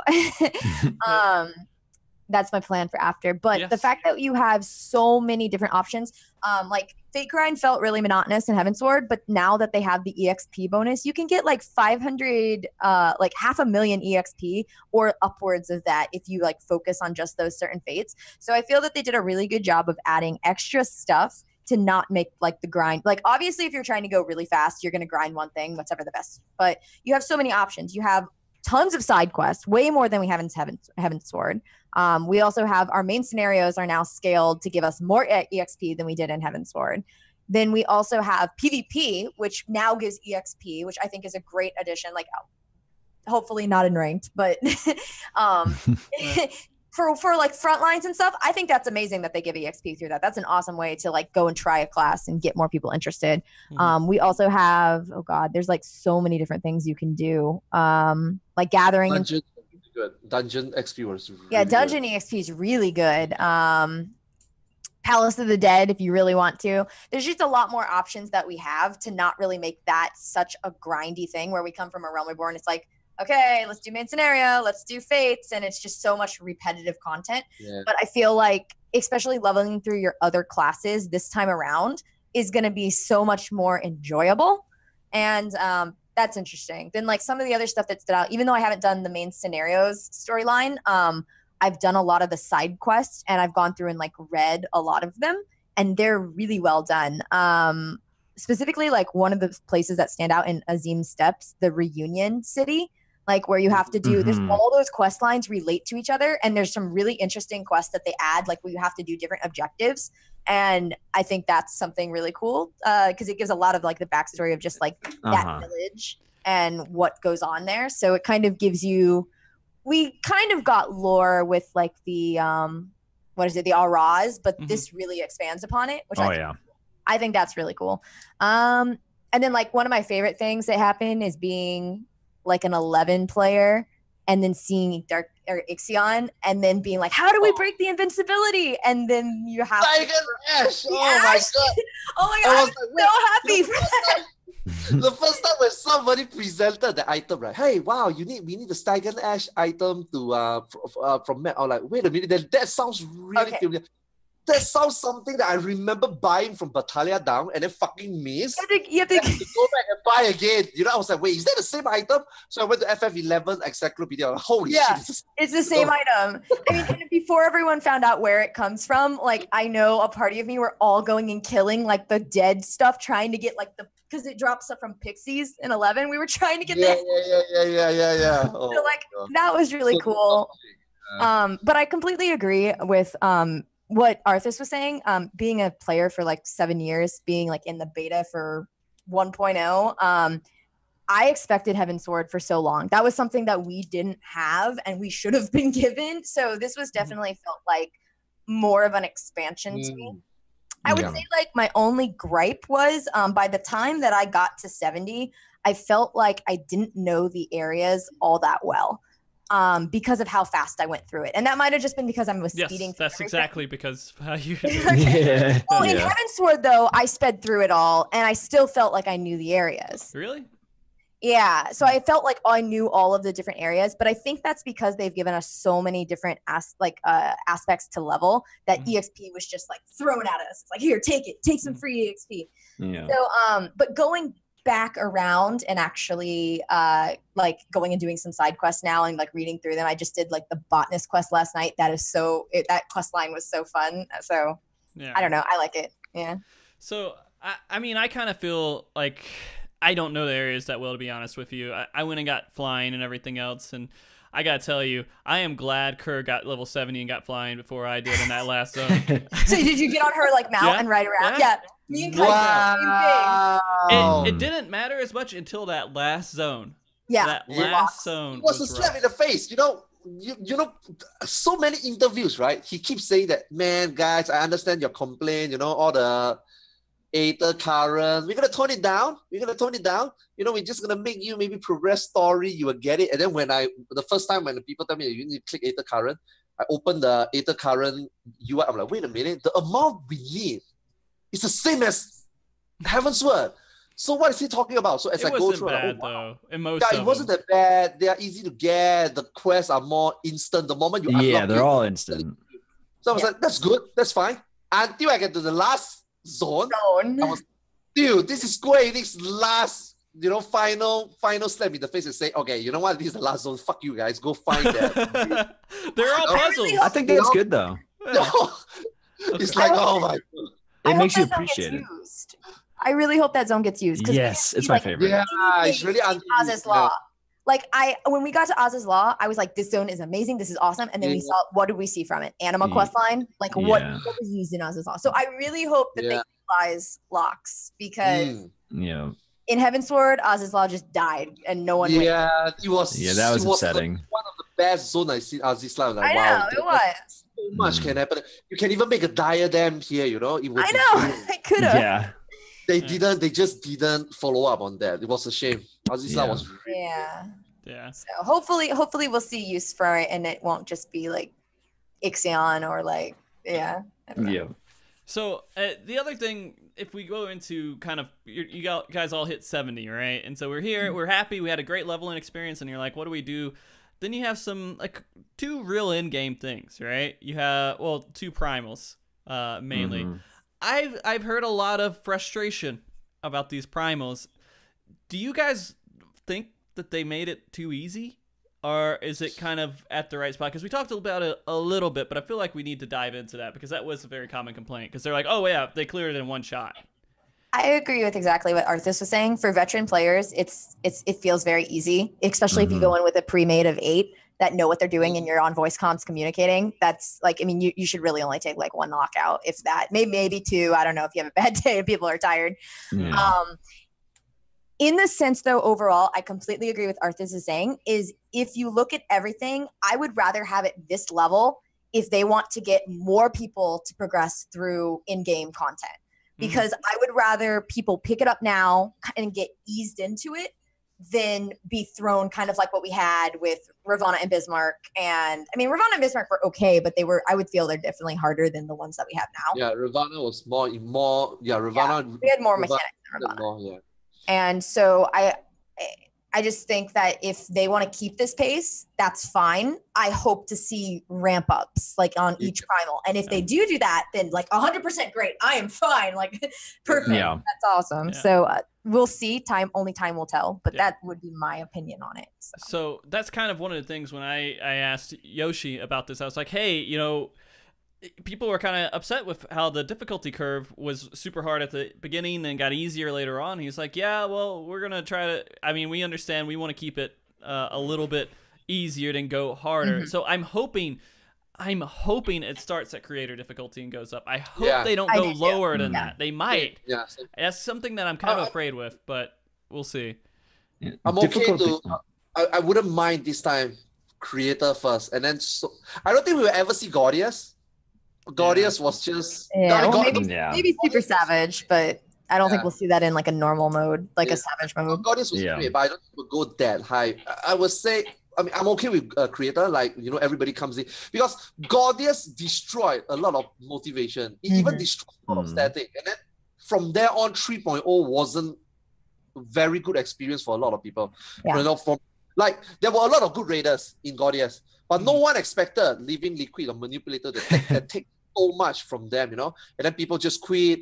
1 or 2 people quit. You have 6 people left stranded. How are they going to bring in 2 new guys? How are the 6 of them going to get into new groups? People split out. So the community was pretty bad at these Guardians. So this time, if it starts from creator, I think that everybody can come in together. New players coming together. They get a feel of raiding. They have more belief in themselves. You know, they want to go further, and then we start seeing Midas. And then after that, we see somewhere, you know, the final one has to be the hardest, right? Yeah, especially it should be. You look at A Realm Reborn, you don't look at Coil, you look at, what is this second one? Heavensward, Alexander, right? You look at the amount of downtime we had when that content become irrelevant or too easy, to the point we get to a new patch, bracket expansion. There's so much time. It should be difficult. You know, it should be, I would say, Gordius difficulty. You have 7 months to work on it. It should be the most difficult. It's the finale. It should not be, you know, we already complained Final Koi being slightly too forgiving. You shouldn't kill it in 5 days or 5 or 6 days. Yeah. Alexander like that, like, okay, you know, and also I think it was the interview that you did, you know, he said that this time they're going to start from creator, they're going to gradually. Well, I don't know if he's going to start, like, yeah. he said that he would start easier and harder. I hope that he starts at creator difficulty. That's my hope. Yeah, same. This time I'm okay with it. I'm okay for 1 raid cycle to get warm up, to get everybody involved, more people playing, going into the next tier, you get more raiders, communicate better, because this is what we need. As more people raid, if they were to stick together, if they were to one more, then we get more raiders. In the future, we will start to get, because a lot of us want endgame content. But if nobody is, the base is not enough, it's not, like, if more people wants to do easy content, no one wants to do raid, why would it be, you know, why would it make sense for them to make harder content when nobody was right? Like the best example was Second Coil or Bahamut Savage. A lot of endgame player want that. Not a lot of people were prepared for it, and also their reward system is also. You know, it was shared lockout though. If they took that away, I think more people would have done it. The shared lockout, because a lot of people had time limitations. A lot of statics did. I know at least that was a problem with my static, why we weren't always going, like, we could only really do 1 turn a week or work on it, just because we'd get our normal clears and then, like, okay, we got our normal clears, let's go try and do the other one. So so this time hopefully we will see I'm totally okay with creator to begin this time. I just hope that, I mean, even the prime, I mean, he did say something about raid. He felt that creator is the correct difficulty. He might start from creator, and also he might think that he want to start from creator because of the, you know, combat system changes. People might find it hard to, you know, get used to it again. So it might turn out to be harder, but once you master it, maybe it will be easier or same level. You wouldn't know, but they this time would rather start lower and then go higher. I hope that it stays the same for Primal though, because I think these 2 Primal, let's be honest, they are only offering you stuff that start to raid. You know, they don't offer. It's not like a catch up Primal. It's not like a Primal that will like. I don't think we will get new. Will we? I don't think we will get. If they follow Heavensward trend, we should get full crafted, and we should get the normal drops, which would be on par with crafted if they're not melded. So crafted would probably outweigh with your secondary stats if you meld it properly, or meld, but it depends. How powerful grade 6 is right now. So this weapon might not even be your savage entry. Even, you know? For them to be difficulty, I think it's okay. So just hope that it become more difficult rather than from, what was the first one? From Ravana, or maybe from Sephiroth to Zervan. Yeah. That was pretty bad. So I do want to say this again. I haven't done Laxmi, or however you say her name. I don't know. Sorry, guys. Yeah, Lack. I haven't done Lack yet. But we did Susano. I did it with most of my static, and we all were fresh 70s. And it wasn't easy. It wasn't hard, but it wasn't. Your eye level was low though. We had lower eye levels for one. And so this is what people are hitting. A lot of people are hitting this entry point, right? And they're like, hey, we're not fully geared out. We just got level 70. And so when we get into that content, it could be difficult. And I mean, it's also skill level of players who are just coming into the game. They are nowhere near the world first clear skill levels. There's so much to learn still. Even though they changed up the jobs and they might be a little bit easier, no one's even near that when they first come into the game. And so I feel like the difficulty for Susano is actually correct. Right now, it's at the proper difficulty. And it sucks for people who are really good at the game because they got to wait a month before they start getting content that's like, hey, this is kind of challenging, or this is a little bit challenging, right? Because this stuff, it took us 3 lockouts, and we were bringing in a couple of people, and you know, Warrior was using Defiance the entire time. We hit Enrage. That was our battle. We were hitting Enrage, which you guys didn't even really know about, but there's an Enrage at like 11 minutes. I see it in Pucks. No, I see it in Pucks, Yeah, and we were struggling to kill the sword in time. I mean, so there's issues with it, and so I feel like they did a good job with that balance for right now. And I'm sorry, again, I'm really sorry for all the people who feel like they're bored at the moment. But right now, there's a lot of people who aren't. I definitely wouldn't say bored though. Like, at least for me, I'm doing crafting, I'm doing gathering, I'm leveling my other there's so much else. Yeah, I'm actually like icing on the cake. You know, like there's way much more to do. And I think the most important thing is to remember that it's the start of that expansion. A lot of new players are coming in. It is only right to start low and end high, but we wouldn't know whether they will end high. Only time will tell, like Nariko's. Yeah, I'm actually having a lot of fun with Suzuno.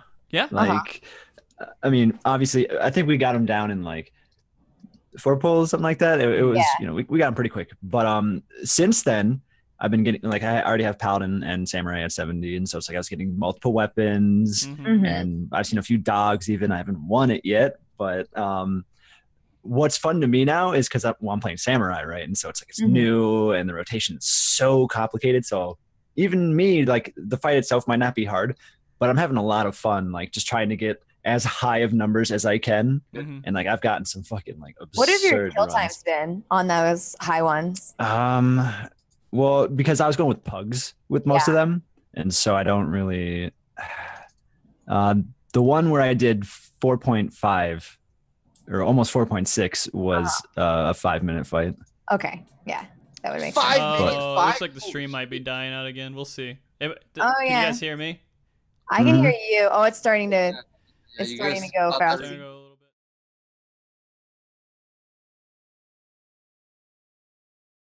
bit. Okay. It looks like we're back, so we could probably get back into this. Oh God! All right. So I was talking about how I thought this was at a good level, right? Difficulty here is a pretty decent level, especially for the newer players coming in, and everyone getting used to their jobs. And there's a lot of people who are still getting used to their jobs that have no clue what they're doing. I didn't want Shirk because I was like, this is stupid. If I move someone who knows what they're doing, but man, Shirk is so good.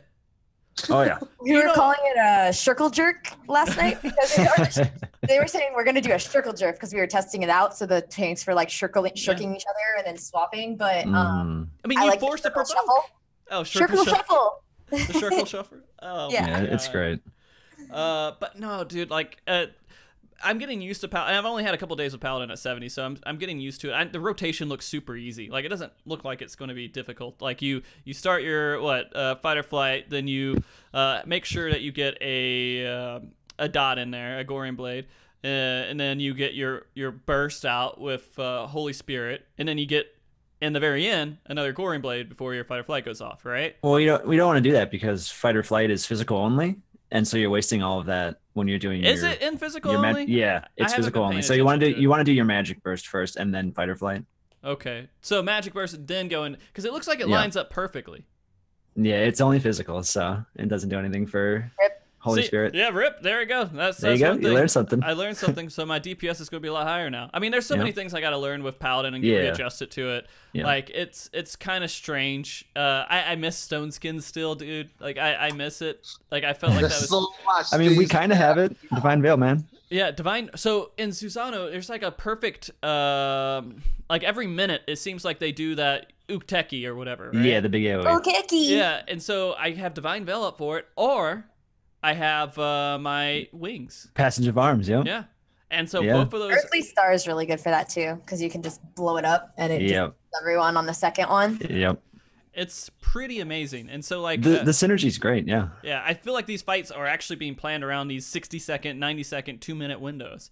And so they're actually kind of going in there and doing that. And it's fun to try to optimize these fights. And I'm still learning Paladin. And I'll start off with the job. Well, I want to talk a little bit about jobs real quick. And are you guys okay on time? Just to make sure? Yeah. Okay. So, like, good. The Paladin, everyone is all over Paladin. Like, oh my god, Paladin. Hell yeah. I've been playing Paladin for a while now. Quite a while. Get your Hipster. scarf. Get your So scarf. I have a thought about Paladin. It feels weird at the moment. For some reason, that whole burst with Holy Spirit just doesn't... It's different than what I'm used to, and I don't know if it feels like I'm a Paladin or if it feels just strange to me. Merri, you've played with it a lot, and you said you love it. Right? I do. Okay. So what I love about Paladin isn't so much like the DPS rotation or anything like that. I love that I can save people now. Yeah. I can save. I've so many different occasions I've saved a party from a wipe. There's been times when the healer dies, and then I carry on and I heal everyone and I protect them, and like I'm throwing shields on them as they get hits, and like doing my passage of arms to block a big AOE, and like it feels like you're a tank. It feels like you're the holy knight you should be. You're using the Paladin utility, which is what they're kind of you're protecting your party. Yeah. And it feels awesome. Like I feel so badass. Like there's this one moment. I forget what we were doing. I think it was Susano, and someone had the splash marker, and they weren't going to make it to us in time. And so I quickly targeted them. I threw cover on them, and I threw up invincible, and I ate the damage for them, and they didn't die. And it was just like I was like, this is so cool. Yeah. Was it on the 3, 2, 1 countdown and the knockback? Because everyone always screws up on that one. Yeah. I hate it when that lightning lines up with that little safe spot line, and I'm like, guys. That's because someone faded it improperly. Yeah, no, That's it happens all the time. Yeah. That's the major killer in every single run that I've done. Is that's what people do. They mess It's that. better one if you have the gear to not take the lightning and just take the wave. You'll get knocked up for a sec, but I think you can recover better. Don't take the paralyze. That's the paralyze is it kills you because of the mechanics that come up after. Yep. Take the wave. Yeah. So I don't know. I feel like Paladin. I'm getting used to it, and I'm gonna, of course, stick it out and get to the point to where I feel like really comfortable with it, and then I'll make my full decision on it. But of course, like I'm Paladin at heart. I like the idea of Paladin. I like utility. Yeah. I love Paladin in PvP because it's absolutely amazing to go out there and protect. I played Paladin in PvP recently too, and I still think it's pretty fun. And I'm trying to understand how like. It felt like there's not going to be any CC anymore, but I feel like there's a lot of CC. What skills do you have now with Paladin? Shield Bash. Cover is like my big one, like that you use your gauge on. So you have Shield Bash that you go out there and you stun for 3 seconds. But the thing happens is after that 3 seconds, they're immune for 12 seconds. But then you can stun them again for another 3 seconds. So, oh my god, so they still have their CCs. Yeah, but that's the only thing I think that even takes TP. If I remember that right, like TP isn't taken from other stuff, so your resource for stunning is your TP. It seems like, at least. And then like at the end of your rotation, you get 2 rotations, right? You have your God, what's this? Royal Authority and Halone. And Royal, yeah. And I'm kind of upset Halone doesn't work in PvE anymore with the debuffs, but I'm taking it, all right? Yeah. But in PvP, it does work, and so you can go out there and you can say this guy's going to be less useful for a little bit, or you can get mana back, which is your burst. And the thing is, you can silence with Holy Spirit. So you can stun, then you can silence. And so you have kind of like a good block of time that you can control a healer, it feels like. I mean, it's not huge. I think silence, I can still get around it with a little bit, right? But I mean, it's enough to kind of put a little bit of control and pressure on a healer. You can say, hey, I'm pressuring a healer. Now's the time to kill somebody. Healers can die too. It's great. Yeah. It's you can so kill a different. healer. Yeah, healers are. We changed a lot in PvP. Like I don't even feel like I'm playing a healer anymore in PvP. Yeah, it's kind of weird. Like with scholars, they're supposed to kill people's mana and. Yeah, well, Broyle's really good. I hear. Well, I've played Astrologian, but it's like. We're not going to talk about Astrologian in PvP. White Mage is the only AoE healer. That's kind of weird. That's so, that's their thing, though.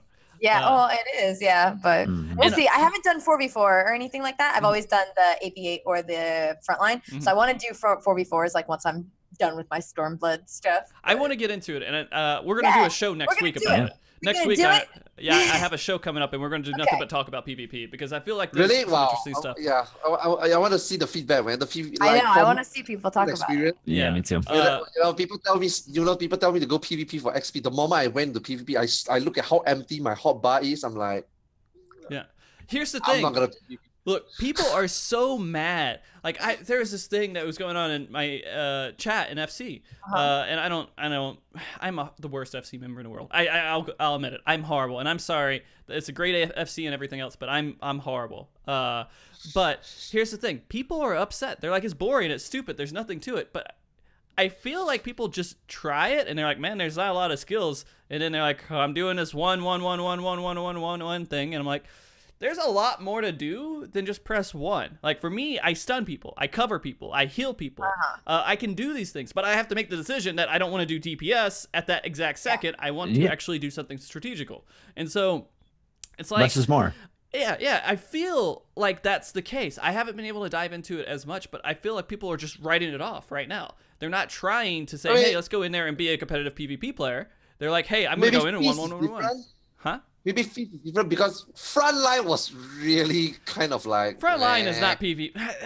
Yeah, that's why. That's just to go in and kill everything. Exactly. So when people tell me, you can do Shatter PvP for XP, I'm like, so everybody wants to go in there to do XP, right? No one goes. Good for Verity. You can get your Verity roulette from it, so it's good for that. Yeah. So I'm like, I don't know, man. Yeah. maybe for Feast it'll be fun. That's what I'm waiting for. I'm waiting for a PvP show as well. Like Feast is what I want to talk about.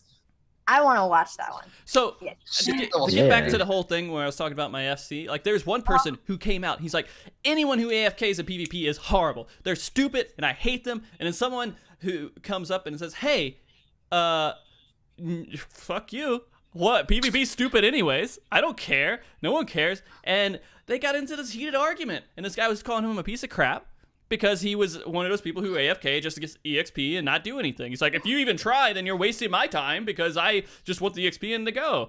And then it was this horrible situation that like there's two sides right now. There's people who are like, I don't care about PvP and you're a stupid idiot for caring about PvP because it's not good. Then there's the people who care about PvP and they're really mad because people are just making it hard for them to even accomplish anything. Yeah. And so it's the thing is, guys, Frontline needs to be the EXP spot. If you're gonna go in there and get EXP, Frontline's a cluster anyways. That's how I feel like it is. And sometimes you can organize it. Sometimes it's like, oh man, this is good, and you feel like you're making a difference. And I feel like I'm making a difference when I hit the crystal enough, and I spy and get a crystal. But I mean, I don't know. I feel like it's not a good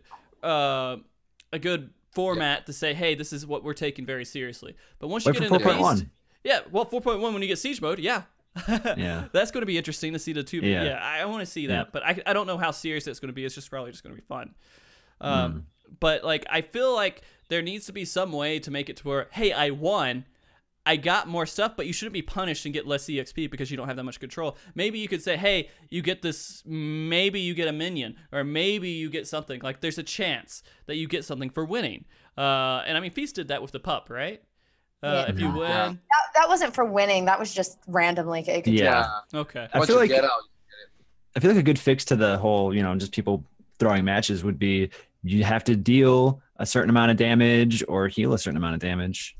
Well, people will find out like algorithms and stuff like go over and just do this real quick or just do this or like I mean it will kind of band-aid it, but I don't know. There has to be a desire to win, but I don't think there needs to be a punishment for it either. I mean, they're like, hey, if I actually go out here and try a little bit, my situation might be better in the end, I guess.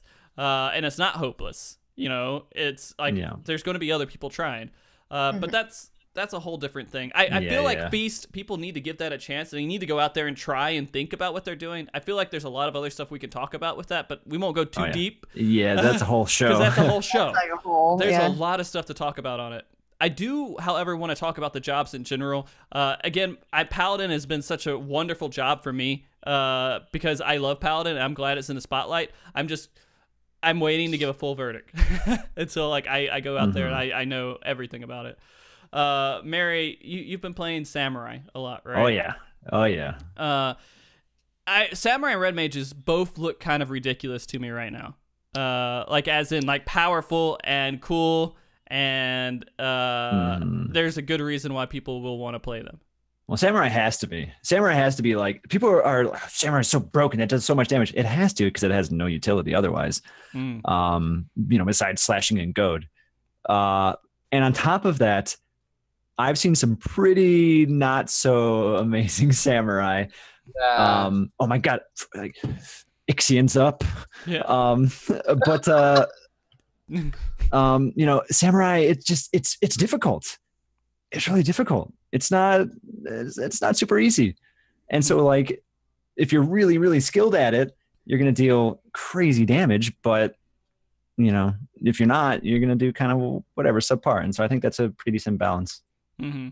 So, I mean, I feel like they did a really good job with both of them too. Well, I mean, I don't have any Red Mage experience at all, but Red Mage was fun. Everyone's loving it from what I can see. People love jumping around. This new jobs were really well made. Yeah.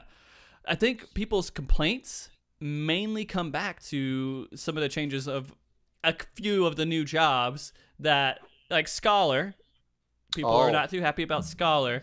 And I feel like Nariko can actually tell us a little bit about why people are so upset about Scholar. Sorry, had to take a bathroom break. No, do what you gotta do. Yeah, Scholar. I actually leveled Astrologian because I'm really like a little scared of where Scholar is right now. Mainly our MP issues. Like from a raid point, like obviously we're the worst in dungeon healing. White Mage is freaking god mode in dungeons. I've played White Mage is 65 right now, Astrologian 70. Astrologian's really nice if you can pull some nice cards. Like I've gotten really lucky with just like constantly pulling balances and like AoEing them and then like enhancing them on people. So that's really nice in a dungeon. A lot of the problems, like I've seen a lot of the gripes of Scholar being our AoE capabilities you're just taken. Personally, my biggest gripe with it was the MP. Like, for instance, our Aetherflow got nerfed. It's 10% now. My Aetherflow gives me 3 at 70 fully geared. My Aetherflow gives me 1,803 MP, which equates to 1 Adloquidium. So if I want to cast like 1 Adlo, I basically have to like, that's my Aetherflow. Another thing is like thinking of it in a prog standpoint.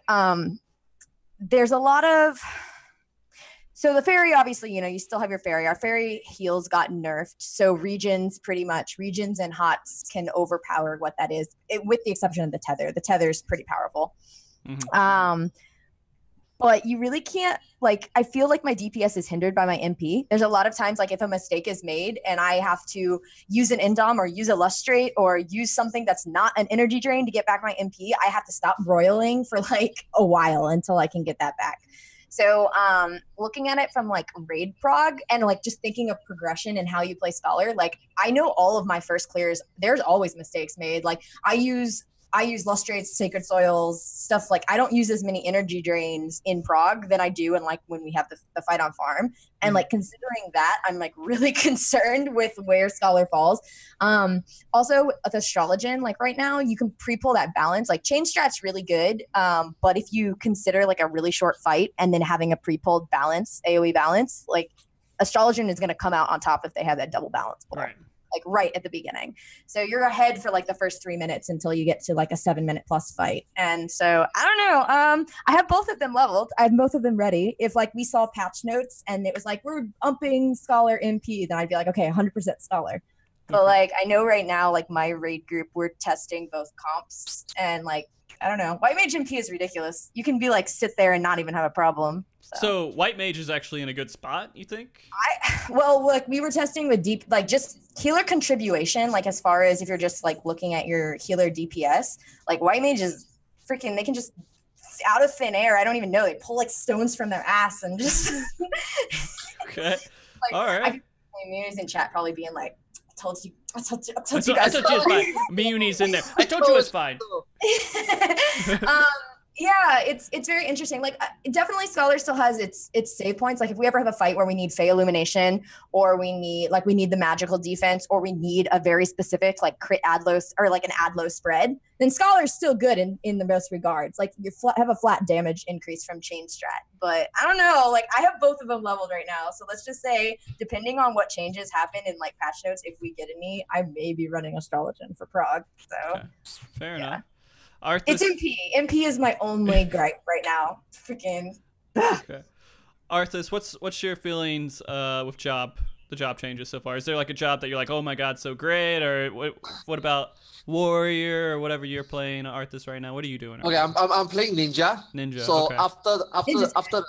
after the changes, I felt like Ninja was simpler to play. Mm-hmm. You know, compared to before, definitely simpler. But the tricky part is the new Ninky thingy that they just bring into the game, because that is weird.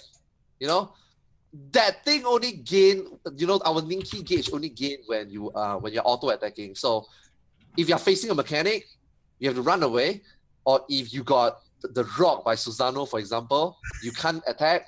You are losing out. You know, and it's totally out of your control. You know, so. Maybe at the beginning where the boss is still tame, or the reopening where you know what to expect, we can do our rotation properly. But once we get past like the second or third trick attack is where, you know, logic just got to go out of the way. You deal mechanics, your Ninky is not coming up, you can't perform those new skills. That's when Ninja get tricky. But even if it gets tricky, if you were to just use them on cooldown or use them when you think the dim feed, which means, you know, at least squeeze one of them into any trick attack, usually you're fine. So I think Ninja is fine. Okay. You know, can we talk about your frog? No, I haven't done anything in my static.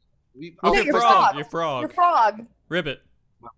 Your ribbit. Ribbit. Fire attack. Oh yeah, the frog. Yeah. We talk about how it says no diminishing returns. Like, what? Are you the only class with that? What? You know, like I say. It's gonna get nerfed. No. Don't get me wrong. It's really strong. Ninja is really strong. I'm just saying that the Ninky mechanic is very tricky. Don't get me wrong. It's really strong. Now, I'm worried. Again, I'm worried Ninja will get nerfed. But Samurai is so fucking strong. Like where they are. Okay. One thing. I want to lay it out really quick. Everybody, when you play your job, right? You must have an expectation of, and realistic expectation of where your job is supposed to be, all right? I'll give you an example. Ninja, up till now, you should have a mentality by now already. You know, this job is never meant to be top DPS. You know, the utility you provide. Maybe you are probably second to third. I would say maybe third, you know. Your samurais, your monk, and your dragoon will always be the one that is doing maximum DPS. Now, I've heard right now. Because our ninja does like way more. Like, I don't know. Exactly. That's what I wanna. You know, I'll touch up on that. Like, these three should be number one, right? Yeah. Now, if your ninja feel that you are really strong, we are fucking worried because we don't deserve to be there. We are not supposed to be doing that. Like when Ninja first came out in 2.4, it was exactly how fucking we never run out of TP. Our poison effect, right on damage. We can goad people. You did 500 damage as a ninja back in 2.4? Come on. Yep. Come on. So this time I'm worried as well. I'm hoping that it's because like what Merri says, you know, there is a lot more players that is not used to their samurais yet, because samurai, if I were to compare, I'm playing a samurai right now. Even at level 60, I felt that I'm using more brain. My fingers are actually moving. I have to actually plan a little bit in advance. Yeah. Even playing at level 60 samurai, you know. So I feel that, and it will only get stronger, you know.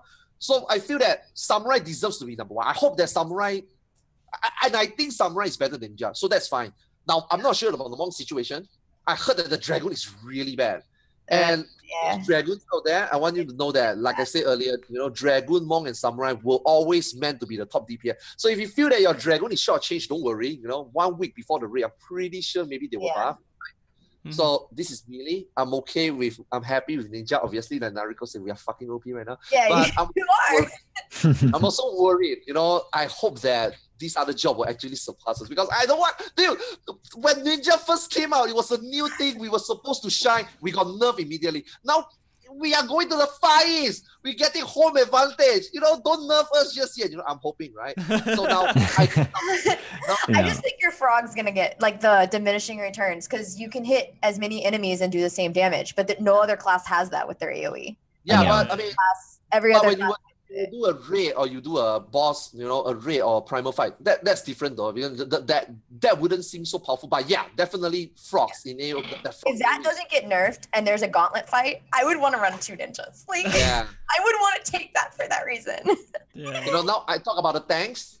I mean, we all expected. I mean, I'm touch out about. I mean, I'm not an expert tank. Neither am I an expert healer. Oh, don't worry, I'm an expert tank.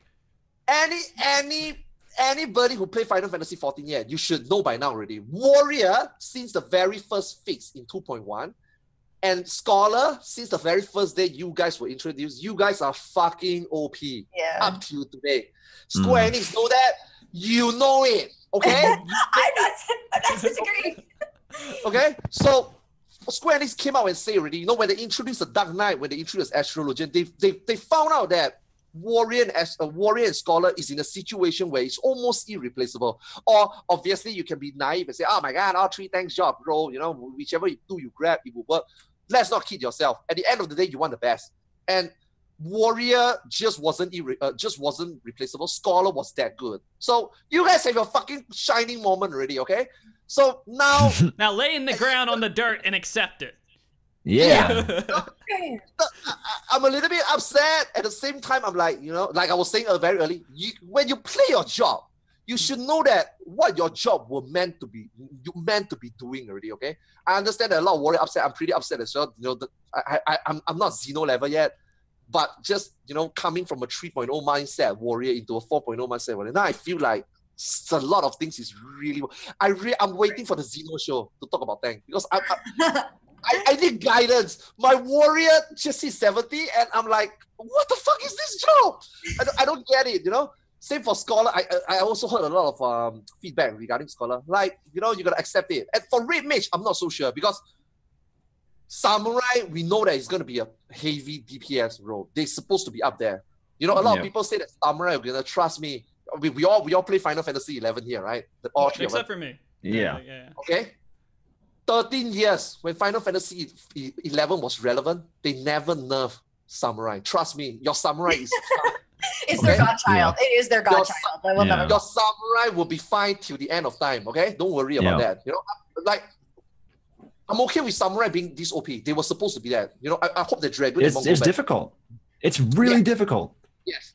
Now, the Red Mage situation is different, because I'm not sure where Square Enix want the Red Mage to be in. Black Mage supposed to be. Red Mage a little bit, and we've Kai leveled Red Mage to 70 and Samurai, and parse wise, like they're pretty close. They're like, I mean, they're the top right now. Like Red Mage Samurai should be on your top, and then so I'm not sure whether I'm not sure whether Red Mage. Yeah, I'm not sure whether Red Mage is supposed to be where it's supposed to be, because we never know what was that. Jesus, they're hitting us. Oh, okay. Hold on. Stop streaming. Oh my god. Is it your internet? I don't know. I mean, it just happened suddenly. It's not like it.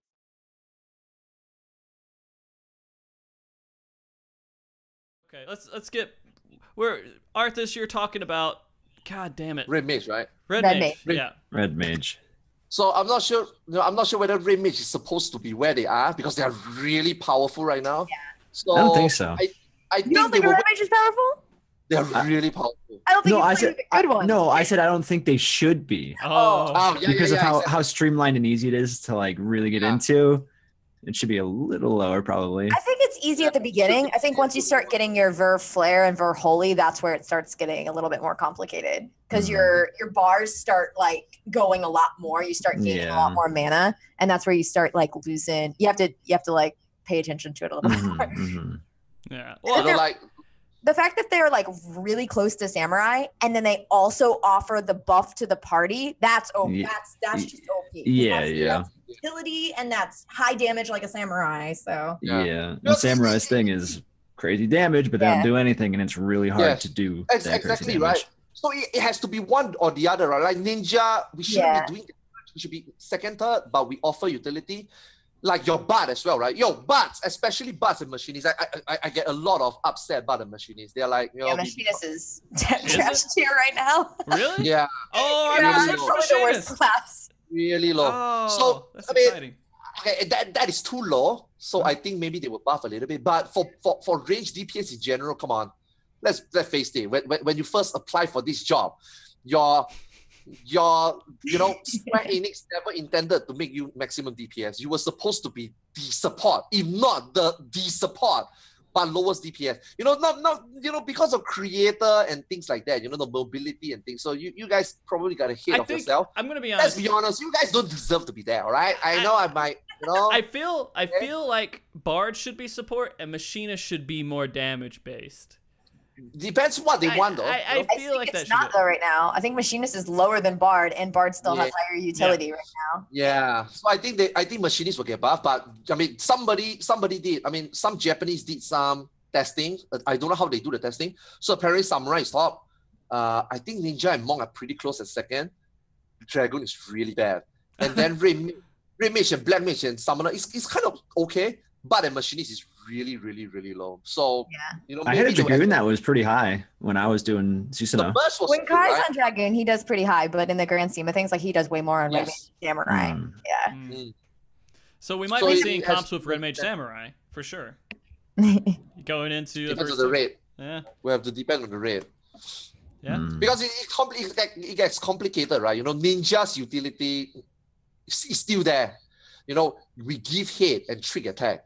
Although good now is not that desirable anymore, but giving hit, reducing hit, and trick attack is almost kind of still put us in the group. Now, then the implication come in. Are you going to take a samurai? If you take a samurai, your range DPS is going to go down. But with the range DPS being so low right now, will people still bring range DPS, or are people just going to roll like samurai, ninja, red mage, and a caster? So it's interesting to see what type of raid we're going to get and what type of comp he's going to bring.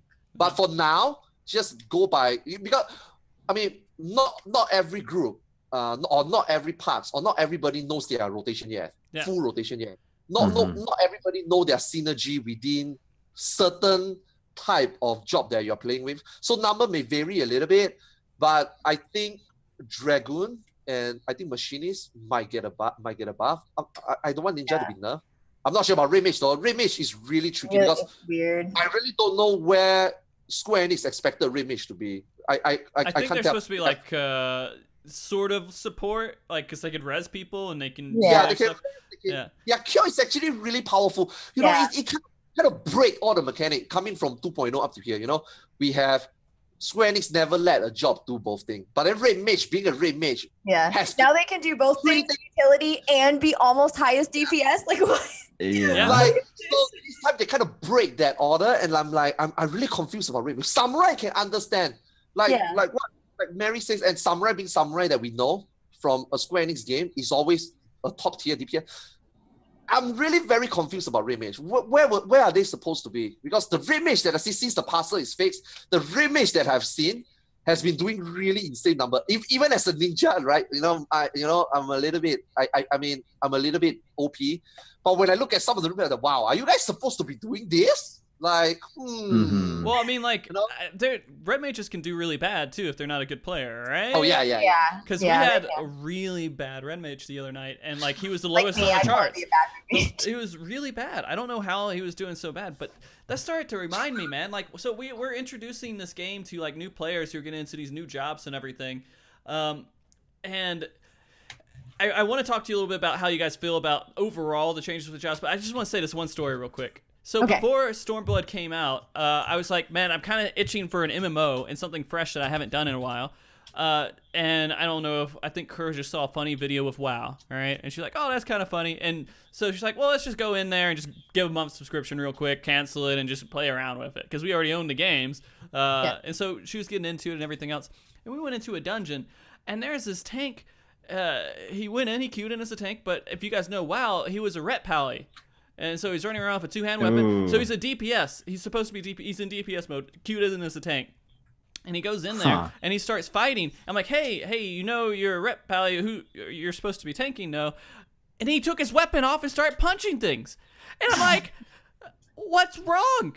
How is this? How did this even happen? Like, how do you get people who do this? Like this is like the lowest of the low. And like, and it didn't seem like he was just trolling. It seemed kind of like he just didn't understand what a game was. What video games were. He was just out of the whole loop. And so I'm thinking we're going to be getting players who are like this, and we are going to have to kind of accept that. Mages. Yeah. Yes. Or fire mages. Already start to see some already, you know, when like as good as Samurai is, you know, when I go in as you know, when I'm doing the parts like you know, usual 8 to 9 minutes fight, you know, Lakshmi and Susano. You know, I'm doing about 3.5k DPS as a ninja. And then I saw some, you know, you can say that parser is broken, okay, in the beginning. But then I'm looking at 2k DPS samurai and we are like, wait a minute. What did they do? Where was this mistake made? How is it possible, you know? So I think we, as a player base, we need to just, we're really good players. We're all great players, right? We're perfect in every way. We have to understand when these people come into the groups, we have to get our mentality right. We have to say, all right, we're going to get bad people. How are we going to respond? Are we going to be like, oh, loser, get out, kick? Or are we going to be like, oh, well, let's say something first. He doesn't listen, then kick. That's okay. But give that second. Give yourself that 1 second before you go overreacting overboard. Try. Give us some effort. Be like, all right, I tried. I don't feel bad anymore. That's okay. We're going to have to put ourselves in that mentality and not assume that everybody knows what they're doing. There's going to be a huge That's why, you difference. know, back to the earlier topic, right? You know, this content being easier is not a bad thing, you know. For people, you know, slightly above average player and above, maybe we feel it easy, but like what you just said, it's actually pretty good. You know, these people really need help. If you were to throw them a living liquid right now, they're gonna be gone, you know. You know, you're gonna have potential good players, dedicated players just gone, you know. It's good for them to catch up. And also even for existing player like us, we are not versed with our you know, actual rotation yet, the synergy as well. So that's fine, you know. I think that's fine. Yeah, and so the new derogatory term is going to be jump potter, or jump potion, or jumper, or potter. Is there a way right? to tell? Like who's if they have one level 70, maybe that's the way to tell. But like, I don't know. It's going to be hard to figure Jump that out. potion. Yeah, Speaking of living liquid, yeah. did you S guys rank? know? S rank? Yeah. Yeah, the S rank. Have you seen his name? No, I've only heard about him. Oh I've my done it. god. It's called salt. Yeah. Salt And something. Yeah, he's basically a salt living liquid. He has the same mechanics, but he's an S rank. It's like it's salt from all the tiers of all the players. Yeah. I'm glad that they understood what was happening and they threw that in the game. I'm sure we're going to get something that's related to Raban and Pippin at some point that will have something that's like throws back to that too, like a pet. Yo, or something. after what Rauban and Pippin done, they somewhere in 4.1 story they gotta go, man. You know, maybe they'll give us a pet where it's like a flapping arm or something. They gotta go. Gotta go. Okay. Gotta go. Let's go back to jobs real quick. I do want to finish that up. So jobs overall with the jobs, a lot of people were scared. They were like, are they stupefying the jobs? Some people feel like some of them are stupefied. Some people feel like some of these are in good spots now. They made improvements. But your guys' overall impressions, like, hey, did they do a good job making changes? I mean, there's more stuff to come. I mean, obviously, they got to make some changes to things. But overall, are we like kind of content that they're making a good direction? Or I think it's an overall good direction. I think my biggest gripe right now is, especially for healers, you can't see, like, people in my party cannot see how many Aether Flow I have. and then people in Yeah. like people cannot see what cards are drawn Cards. on Astrologen. You know And what? that's really I've heard that hard. so much, and I'm going to just like completely counteract. Communication, deal with it. I don't care. Okay, that's fine. That's fine in a raid group, right? Like, I'm cool with that. Yeah, Not with mostly But raid, But people, what if they're happens not in a raid pub? group, they're not thinking about that stuff. And most pugs, they're just like, we're just trying to go through and clear. They're not even watching these things. You may be, because you're a good player, but there's most people are not. I guarantee it. I don't know. That's a little. And then, I think some of the job gauge needs some additional options. They were nice to look at. Don't get me wrong. They are really like right. Nariko says the card interface good to look at, but to totally remove it from the buff. I mean, you I yourself. thought it was still going to be there. I thought it was supposed to be both, but it's not. You know, People are now gonna we hate have me four for things. it. Now we have to look out for four things. We have to look out for the boss buff. We have to look out for our current buff. We have to look for ninja. We have to look at our Huton, and then we have to look at our Ninki gauge. So instead of looking at 2 things, now we are looking at 4. And then I feel that, you know, this interface is supposed to make it simplify. You know, make things simplify, make things more obvious. You know, if I want to, you know, I would love the Huton windmill or whatever it's called, and the buff timer to be there at the same time, and the cards and your Aether flow to be there at the same time. To take them all away just like that, though, I think. If you could click it off, would it be? No, you can't even click it off. Which is the If you problem. could, though, if you could, would that be okay? Well, like, even if they didn't. There see are it? times where I want to click off, like I have a okay, so like for instance with sleeve draw, it just fills in everything with your cards, right? So it gives you everything. It gives you something in your stored. It gives you something like for your Royal Road. It gives you your later Lord or Lady. You can't click that off, but there's sometimes like you would want to click off your Royal Road to play it on one player to not overwrite someone else's, because they may have just died and they would benefit for something. But you can't do that now. You can't click off your card, which is really stupid. And I can't name how many times I have, this is just more because I'm so used to looking at my status bar for Scholar, and I don't see any Aether flow, and then I hit my Aether flow, but I actually had 2 stacks because it's on a freaking other bar. I have to look at now. That part, I think you might just have to. That you have to get used to. Yeah, But the that's card so stuff is taking away annoying. functionality. I agree that's kind of weird. Not being able to click off the cards though is very annoying. Like we got our redraw to like get rid of one of the cards, but we can't click off the Royal Road and we can't click off. Rage. I mean, and honestly, that might not change. For some reason. Yeah, maybe they wanted it that way. I mean, it might, because that doesn't seem like something that they would put. I mean, maybe with sleeve draw, it makes sense why you wouldn't want to get rid of it now. But like prior, I mean, it was something that you could utilize. I had macros to take off certain things, so yeah. I don't know. I don't know. I kind of feel like a lot of this stuff is just going to be growing pains.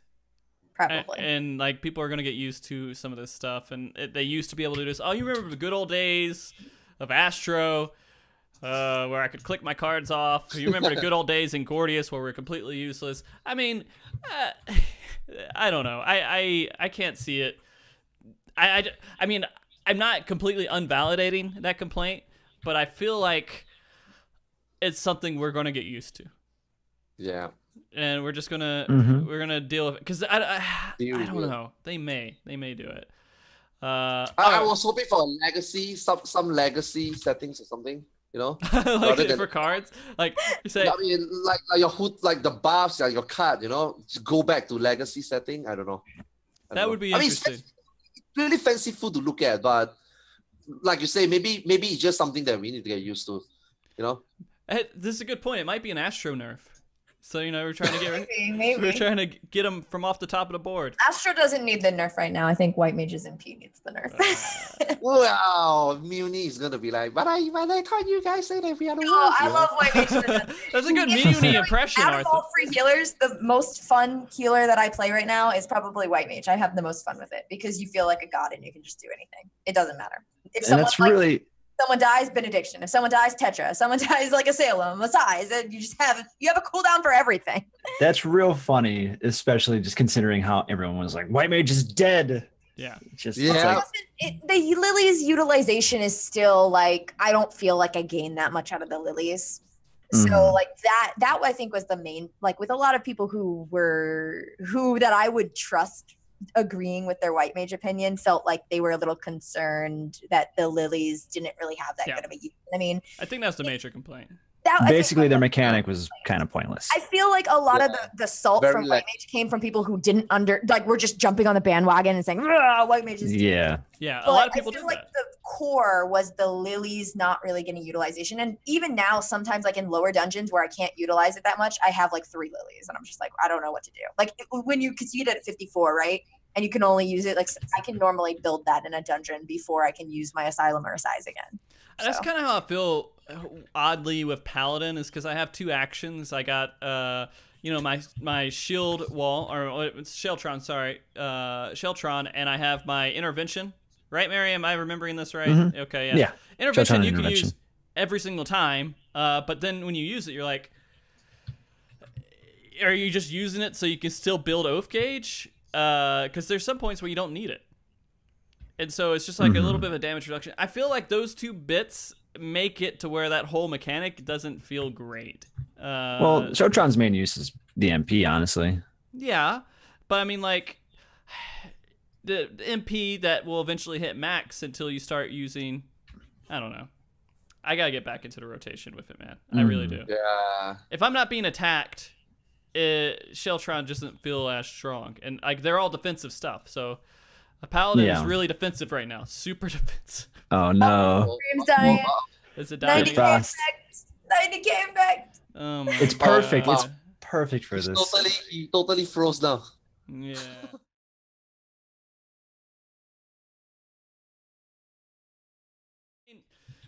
Merri, did I get your thoughts here about what you thought overall with the changes through all the jobs? Like, if you had to give an overall thing, do you think that it's good or bad? I think some things are obviously not perfect. And that was to be expected. Some things need to be balanced. Overall, though, from what I've played and from what I've seen and from what friends have told me, most people who really cared about the game and were really into it and really understood it like a lot of the changes. Like, I have a friend who's a monk main and he's a great raider and he really knows what he's doing. So many people are like doomsaying monk, but he's like, no, monk is fantastic right now. It feels great. And like, I take his word a lot more than some random person because he's played monk constantly. I know he's a good monk too.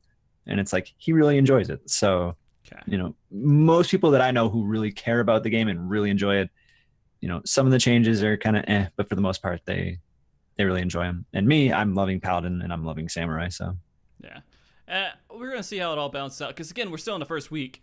Yeah. I think the content will dictate that too. Yeah. Like what Merri just said. I want to say, like, all the jobs are viable. I ran Black Sheen and Susanna with the double scholar comp, which is probably the worst comp you could do for the clears, and we cleared it still within, like, you know, a few pulls. Yeah. So it's all the classes are viable. Whether or not raid content might dictate that harder to a meta, obviously, that's going to happen. Yeah, but we won't know the meta until the content's out. Yeah, until like what the content is what the content is will probably dictate it. And honestly, that will probably dictate if I go Astrologian or Scholar or if we see patch note changes with those classes. So, but they're all viable. So don't feel like that's the case because I think I've cleared at all fights with every job now. So, well, not like me personally, but comps of different. All right, so I mean, we're in a pretty good spot with jobs, and it's still growing, and we're gonna see how all this stuff works out. At the end of like the month, we're gonna have a job that we're like, this is the worst job they've ever made, and we're gonna have a job that's like, this is the most overpowered job that's ever made, because we'll be able to see those differences. You remember Astrologian when they first came out before the raid? Oh my God, Astrologian is so good, woo! And then it turns out to be, so they died real quick in 3.0. Yeah. Oh my God. All right. So I feel like we hit a good point about almost the entire. We talked a lot about the expansion. We talked a lot about early access. We hit everything here. I am going to ask a few questions here from the chat. But before I do that, I do want to say the 90K effect wasn't me saying that I was going to get DC'd the entire show. The main reason I thought about that. Are you sure? I think it's happening right now. Is it happening? Yeah. Goodness gracious. It looks like it's coming back. It's doing a bounce back. I can watch the kilobits and kilobytes, whatever. And it went back up. So tell them to refresh again. Here we go. Refresh again. Wait, it's okay, right? It looks still okay on my side. Yeah. Okay, there we go. I'm just going to say, jinx myself, of course. But the whole reason I made this is because this whole situation had an effect on us. All the early access stuff, all the crazy stuff that happened, there's a huge effect from this. We've all got really frustrated. We all got upset. And we see what happens in DDoS attacks. We see what happens in these kind of reactions from players. And we just have to, I don't know, understand that this stuff is all mental. People are trying to screw us over. They're trying to make us not like the company. They're trying to make us get upset. And Don't let them win. Yeah, I'm not going to let some D-bags take over. I still enjoy the game. I thought it was a great game. There's a lot of issues to start up. There's stuff Square Enix could fix, but I'm not going to let some 12-year-old who's sitting behind a keyboard going, and they're just like sitting there. Script and kitties. Script like, kitties. I'm the best in the world. And they're just like sitting there and doing that. If you want to, sure, go ahead. I can't let these people take these people seriously. I'm not gonna let them make me happy or upset with the game. I'm happy with the game, and I feel like most of us on this call at least are happy with the game. Oh yeah. All right. All right. I'm satisfied. Good. All right, so let's hit some of these questions and see how many times I get DC'd before we finish all of them. Yeah, exactly. MV, question for Merri. Arthars says NAs who aren't weebs can't pronounce the name of samurai skills. Can he pronounce any of them since he's a samurai main? I'll try, okay? Let's see. So I'm gonna do my best. I'm just gonna go through some of them. We got Hakaze. Wait, Merri plays FF11 though, so he should Yeah. know. We got Jinpu, Shifu, Kasha, Yukikaze, Gecko, Gyoten, Iaijutsu, Shinten, Kaiten, Hagakure, Kyuten, Yaten, Guren, NP. Is that close enough? Yeah. How do you do, Arthars? Grade him. I mean, American pronunciation. Yeah, that's what I expect. You know, when I was saying that on stream, I was expecting that some guy who never played any samurai. You know what is that? What is that skill? Midare Setsugeka. Yeah, Midare Setsugeka. Right? I was expecting that someone who doesn't know anything about samurai, never seen a manga, just play samurai, but call it Midare. You know, I'm gonna use my Midare right now. That's what I call it. Waiting. What is the someone to say that called? I don't know how to say it, so I just call it the kinky gauge. You have to get your sexy on. Kinky? It's Ken, so Ken. No, it's Ken the kinky gauge. No, it's not kinky. It's the kinky. So you have to have a glamour change for it, so that when it occurs, you're like, I'm getting my kinky gauge on. Oh my god, they're going hard now. Hold on, let's see if it should kick back up here in a second. Oh shit! Wait, what? We talked about kinky. Got bad.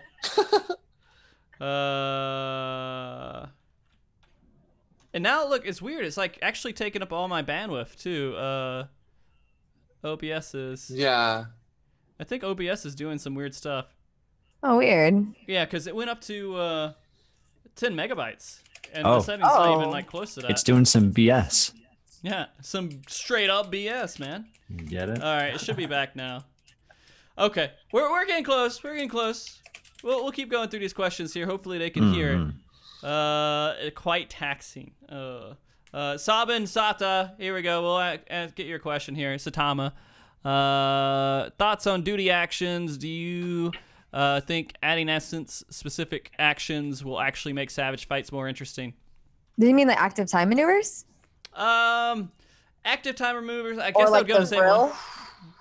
The haven't done Vril, yeah, that would be just throwing in buttons that you would have to press, like putting in these things. I think the fact that it's on our HUD UI now is there's a pretty good chance we'll see it in more fights. Why would they put it in our HUD gauge if we're not going to be utilizing it? That was my first thought on it. Yeah. I mean, that was at E3. I saw it where I was like looking through the HUD changes and I was like, why is this a bar? Like, that's weird. Why did that get added? So I mean, like, obviously we won't know, but I think the fact that it's in our UI, like actually in our HUD UI, is a good teller of that we will see it used more in the game. And that was something people asked for quite a bit. Yeah. They said that they want to have more. Okay, how many people failed on the last one thinking it was like Cruise Chaser the first time? I didn't. I I, got didn't, it. I was just spamming it. Which but one? I Yeah. was so bad. The very last, the very very last mission. Active time. Oh, Yeah. okay. I was like, huh? Yeah. So Like a lot of Can I people, just say? they thought it was like Cruise Chaser, and they're just Uh, like, what? Why did Yeah. they had to And then when I pressed it one time, I'm like, shit, I'm too late. I Yeah. got it. First time. Yeah. They thought they had to press it at a You know. specific time. Yeah. Yeah. Can I just say, between that and Susanoo, they are way cool at the very least. Yeah. I've never felt Yeah. more badass as a tank than Susanoo. Yeah. Like that, I was like, oh my god, this is awesome. It's pretty It's cool. so cool. It's so cool. So here's the thing. Like I failed Susanoo's check one time. You know how I did it? Because I was How? bored. And I was like, man, I'm just hitting 0 a whole bunch of times. So I looked over on the side of the screen. I didn't realize I hit enter. And so I was sitting there hitting 0 in my chat. And then like all of a sudden we die and they're like, hey, that's kind of weird. I've never ever seen that before. I'm like, Oh my god. probably not. Probably You weren't strong enough, man. Yeah, I was Hold it drunk. up. I do think seeing that for the first time was super amazing, and I think it's a cool idea. I mean, it's not like it's difficult. Yeah, I'd like to see him expand on it. Just like Yeah. cool things to make you feel like I'm a badass. This is cool. And they can't make those things too complicated either, because then it becomes Yeah. like being good at something that is not even related to the game, sort of. I like it for the aesthetic and yeah. the excitement. Yeah, definitely. Makes sense. Okay. Okay. We kind of talked about jobs a little bit, but Miyuni wants to know what's your favorite job. If it's not even like, maybe it's not your job you're playing right now, but what's your favorite job? Samurai. Samurai. Okay. Yep. Nariko. I think it's actually, I don't know, that's hard because I love Scholar. I mean, I played You it gotta forever, pick but one. right now at the current, I actually kind of like the abilities that Astrologian got because everyone hates sleeve draw, but I like the fact that it just throws you everything and you're like have to decide what you need to do with it. So it's like vomit of cards, and then you have to. So you could get really screwed or you could get really good. Like I've gotten like 2 balances with a like AOE and then a Lord card, which is amazing. But Mhm. yeah, I think Astrologian because Earthly Star too. They obviously named it after me. So Okay. Okay. Arthas. That makes sense. Arthas, what about you? Ninja always and a bandwagon, like 3.0 warrior. Now, I would like to believe samurai numbers will stay. So, like I'm playing samurai in the raiding as well. So, yo, you're gonna play bandwagon, man. You have to play bandwagon. You pay $12.99 subscription if you are not a legacy player. You gotta play a bandwagon job. You can't let it go. Like Fellcleave, I'm not a big fan of getting an axe and beat on things, but you gotta play. I mean, now there is kind of now it's like Yeah. of the samurai. Yeah, you gotta play samurai. So it's really fun as well. Not just because they are insanely strong right now, but samurai is really fun. Really, really, really Yeah. fun. It's so, for someone who's like really into the end game, it gives you a lot to chew on because it's so difficult to like have a really solid rotation. And when you do it right and you see like your numbers are just crazy, you're like, oh my God, I'm destroying everything. Oh, But okay. it's really difficult to get to that point. This is kind of related to that question. Vito Sax, I never know your name, how to say that right. Sorry, dude. Fadilo. Is there a certain skill that's super underpowered or super overpowered right now? Ah man, super overpowered. We all know. Ninja. Frog. The frog. Frog is super overpowered. It's the Frog. What about Vidares and Tsugeka? That shit is No. I think I have a frog. funny story about Midare though.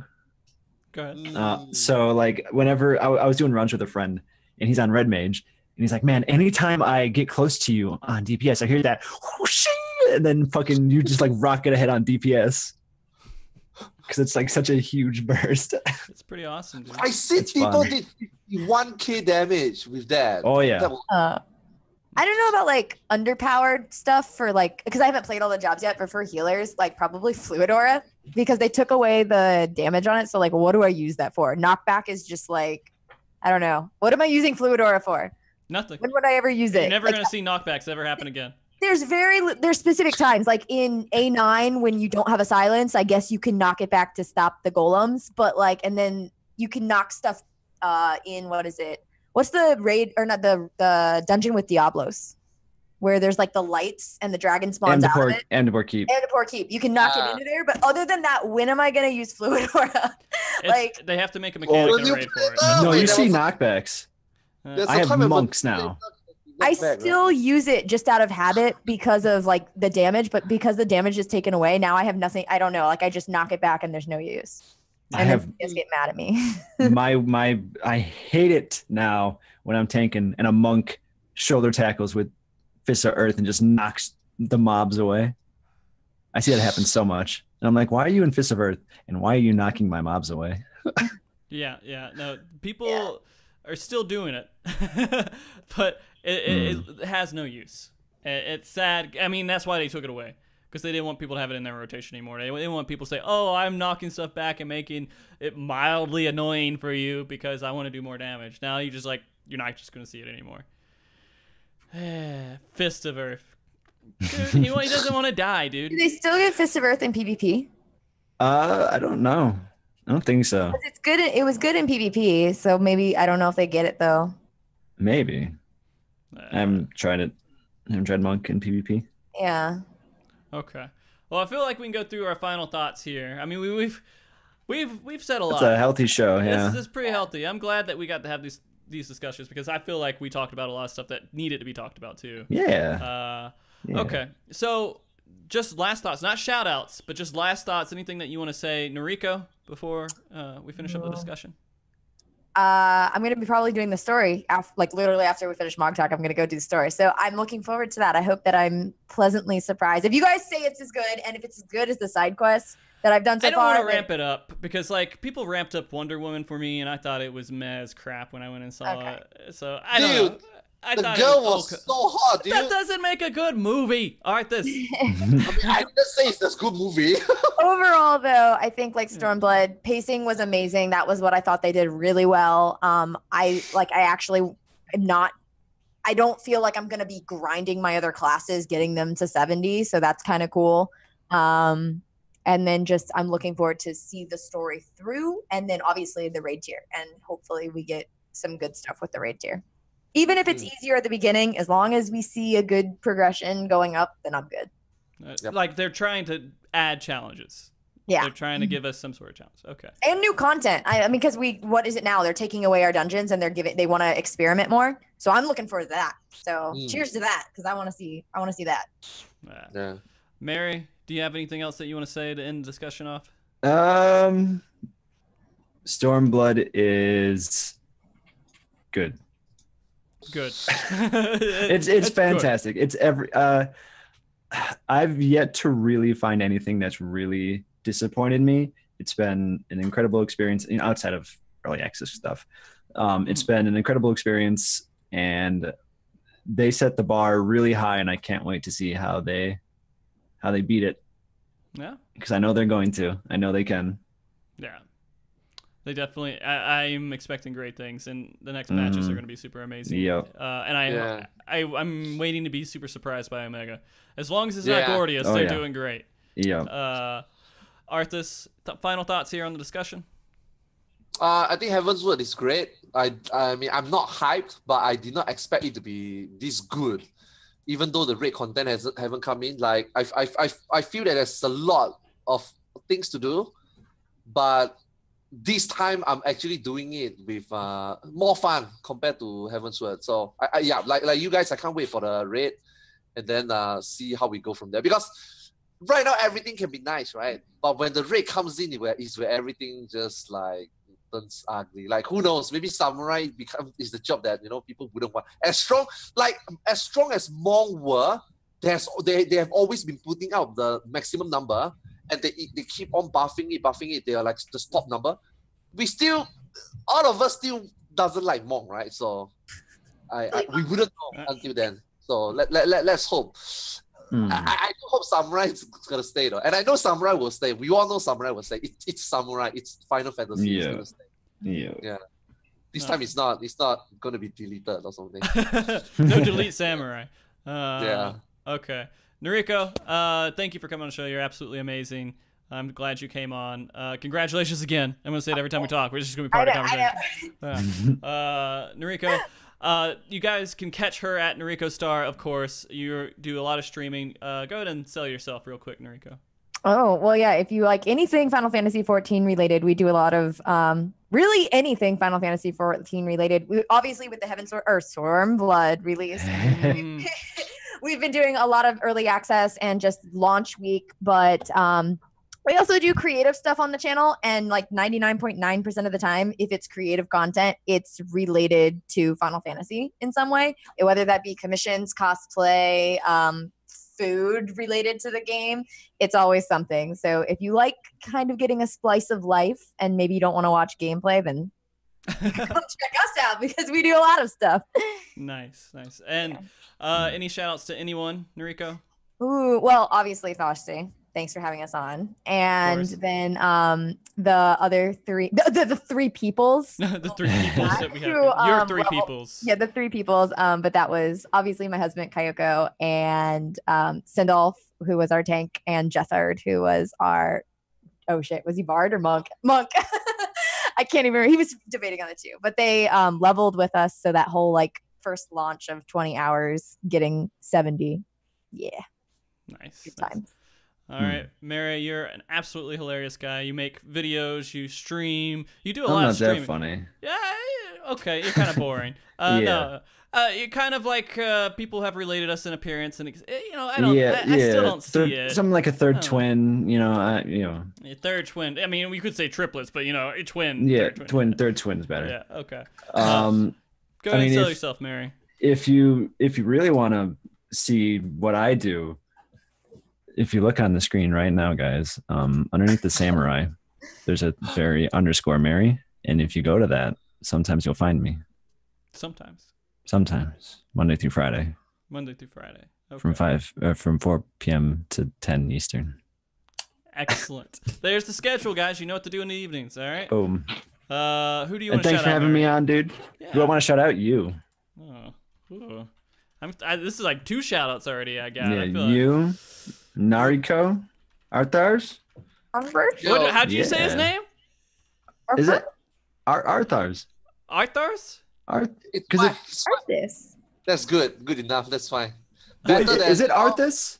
Yeah, it's Arthas. You know, better than some Russian that come to my channel very recently. You know, a lot of Russians come to my channel. You know, there's basically an Arthas, which is the Lich King Arthas. Yeah, that's because I saw the RS and I thought like maybe Frosty was just mispronouncing it.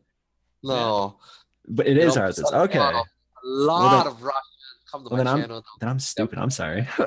Arthas. Yeah. No, it's good. That's okay. Okay. Yeah. Arthas, thank you so much for coming on the show. You're always a blast here, dude. I appreciate it. I know it's getting kind of early for you right now. What time is it over there? 8 a.m. 8 a.m. Well, about an hour you go to bed, right? Yeah. I'm still okay. Yeah. Okay. Okay, wait. Can we just talk really quick? Because when I threw out Arthas the host, the first thing he said was like, "I get to be on MogTalk with a girl." Finally, Frosty. Oh my god. I try to keep him away. I gate him off, man. I was like, oh my god, I think I lost it there. Like I was just like... If you listen to him talk sometimes, you're like, man, I don't want him to be anywhere near anyone. What? It's a female. Like, just like, they get harassed the whole time. It's like, like, hey, guys, hey, what's up, girl? Yeah. Social experience, like I'm trying to make more friends. What's wrong? Like, come on, man. I think I started. Wait, right. I'm trying to remember when I first got introduced to Arthas. Honestly, it was like really early on, but I think the big thing that stood out was your Mega Bimu macro, and I just knew you as the Mega Bimu guy. Mega Bimu. Mega Bimu. I honestly thought that was someone in your raid calling it out at first, but I was like, I want to meet that girl because that is amazing. Oh, she streams as well. I haven't seen her in a while though, but she make very good call outs. Yeah. All of the call outs. I think everyone at Midas used her call outs. It was notorious. Yeah, for sure. All right, Arthas, go ahead and sell yourself. Tell people where they can find you and why they should watch you. Yeah, I mean, there's 2 Arthas. Make sure that you add an R. Yeah. The other one is a very notorious Russian streamer. Apparently, the whole Russian nation hates him. People come to my channel and talk Russian to me. Do I look Russian? I don't, okay? You know, so please don't go to the wrong one. Mine got an R, as you can see.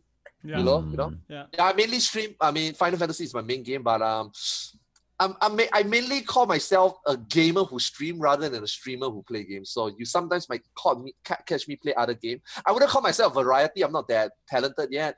So I kind of recently I really into PUBG though. So yeah, hopefully we have to go back because right now Stormblood is taking out quite a lot of time. Yeah. Any And of course, shout out. Yeah. I mean, everybody shout out to Frosty already, even though maybe I don't want to, but now I have to. Hey, shout out to Frosty. Oh, thank you. Thank you. Yeah. I appreciate it. Soak it in. And also my Discord friends, especially those who play PUBG, get your shit together. You know, we still got 3 weeks before actual content. Don't tell me that you plan to level the whole 3 weeks. I'm almost done. You guys are faster than me. Get your shit done. And then we can play some PUBG, you know, 2 weeks later. We got 2 more rides, right? 1 more before Omega Normal, which then after that we can play more. And then before the actual progression, we want to play more, right? So get your shit together.